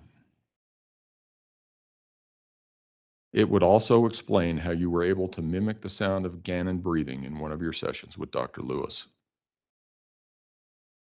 Those were probably close to his last breaths. He was dying but not dead. The evidence could also lead one to conclude that he either fell or rolled off the bed where you shot him in the head and then beat him with the butt of a gun or a baseball bat. That would explain the blood found at different levels on the walls in Gannon's bedroom.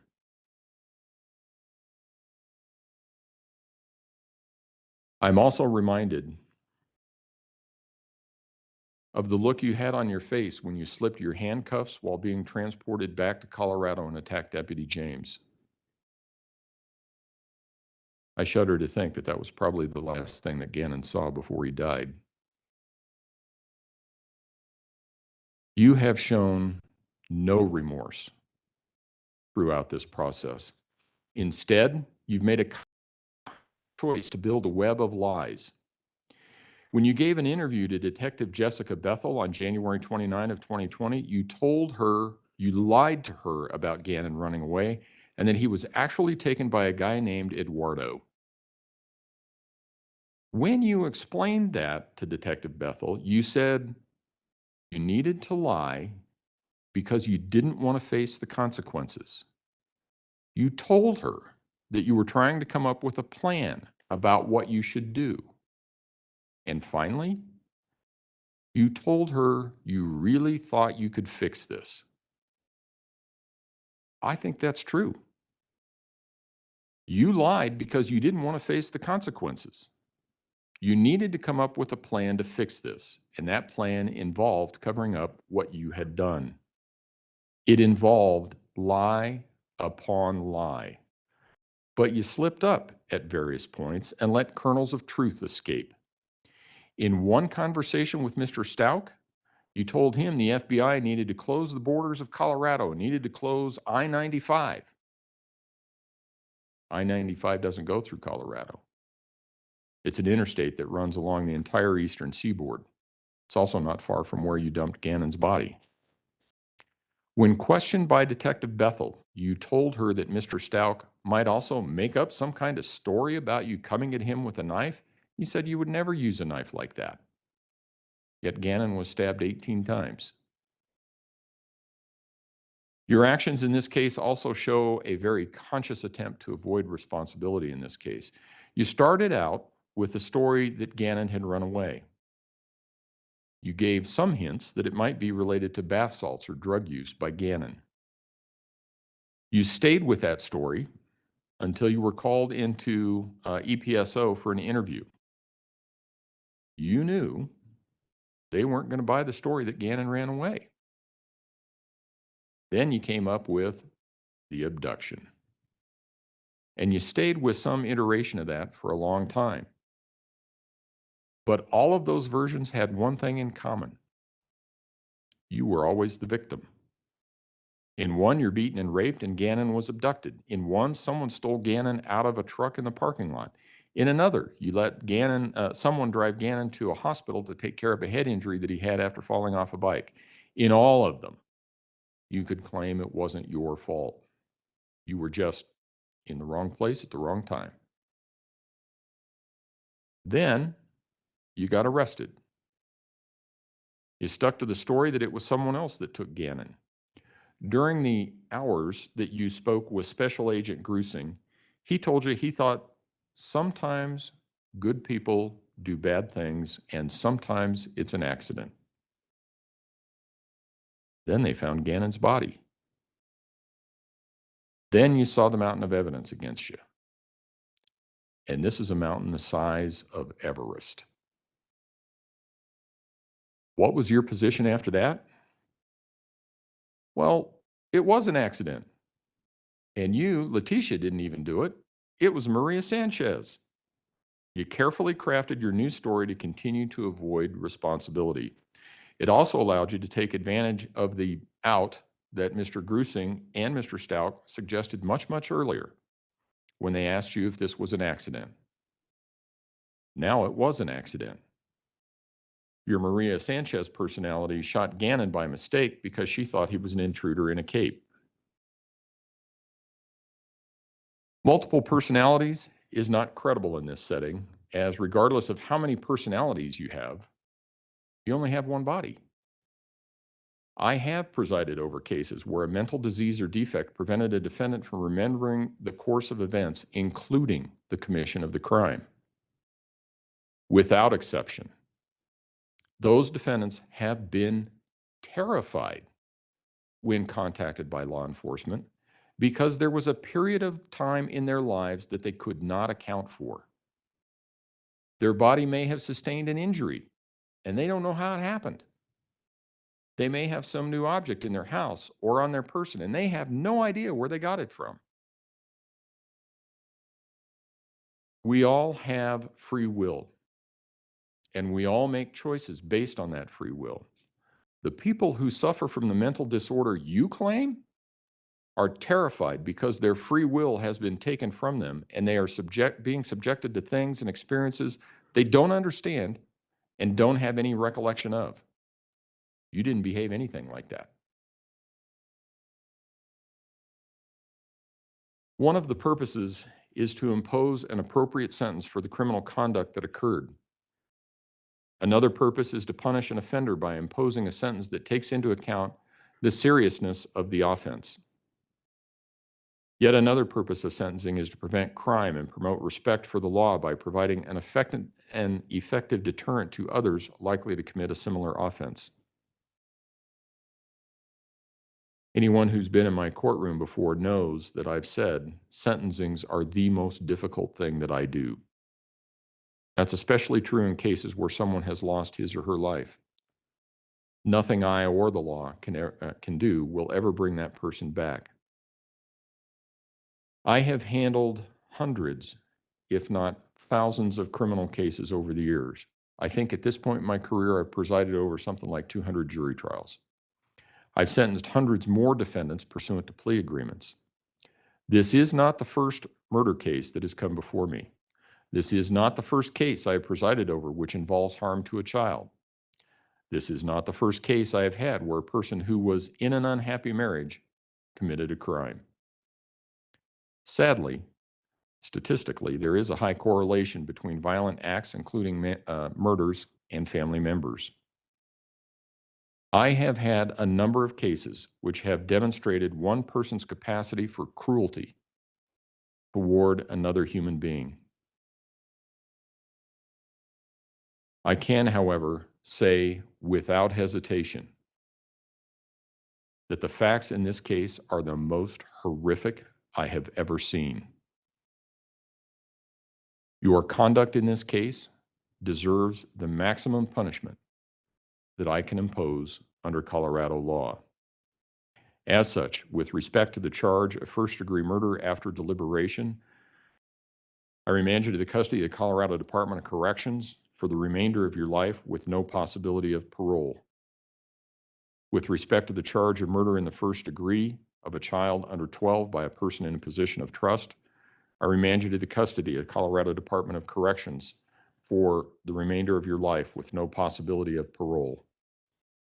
Those two sentences will merge. If you have questions about that, you can ask your attorneys. With respect to the charge of tampering with a deceased human body, I'm also going to sentence you to 12 years, followed by a 3-year period of parole. That sentence is to be consecutive to the life sentences that I've already imposed. With respect to tampering with physical evidence, I'm going to impose an 18-month sentence. That sentence is also consecutive to the sentences for the murder charges that I have imposed.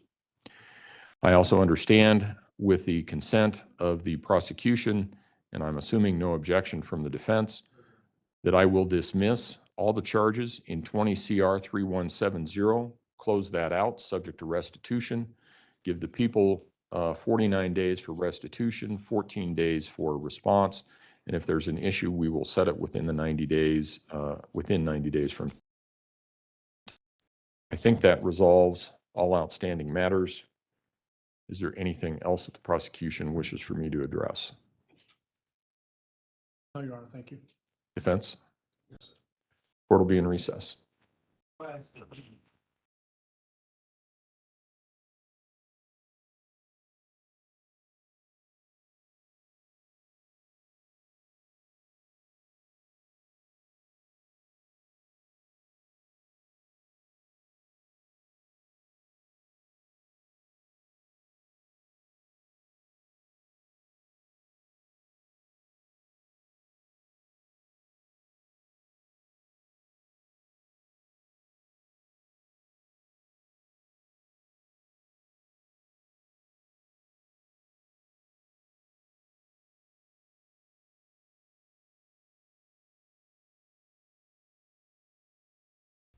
Wow. And just like that, justice is served on a platter to Letecia Stauch.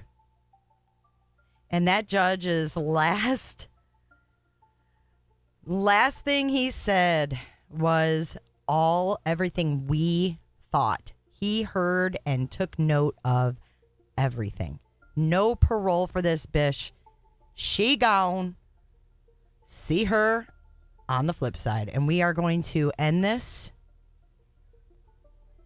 with our video. Thank you guys for sticking around for this trial and seeing it through for Gannon Stauch.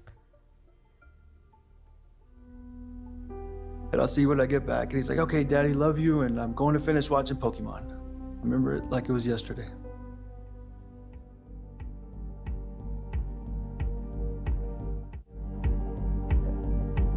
I didn't have anything to do with it. Letecia Stauch was taken into custody in Myrtle Beach. Why are you saying Gannon is dead?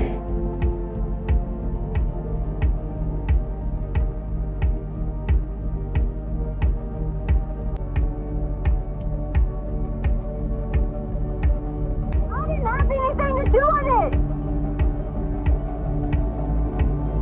Why are you saying this to me? You've seen my little man, because I want to live this earth knowing that justice was served for my boy.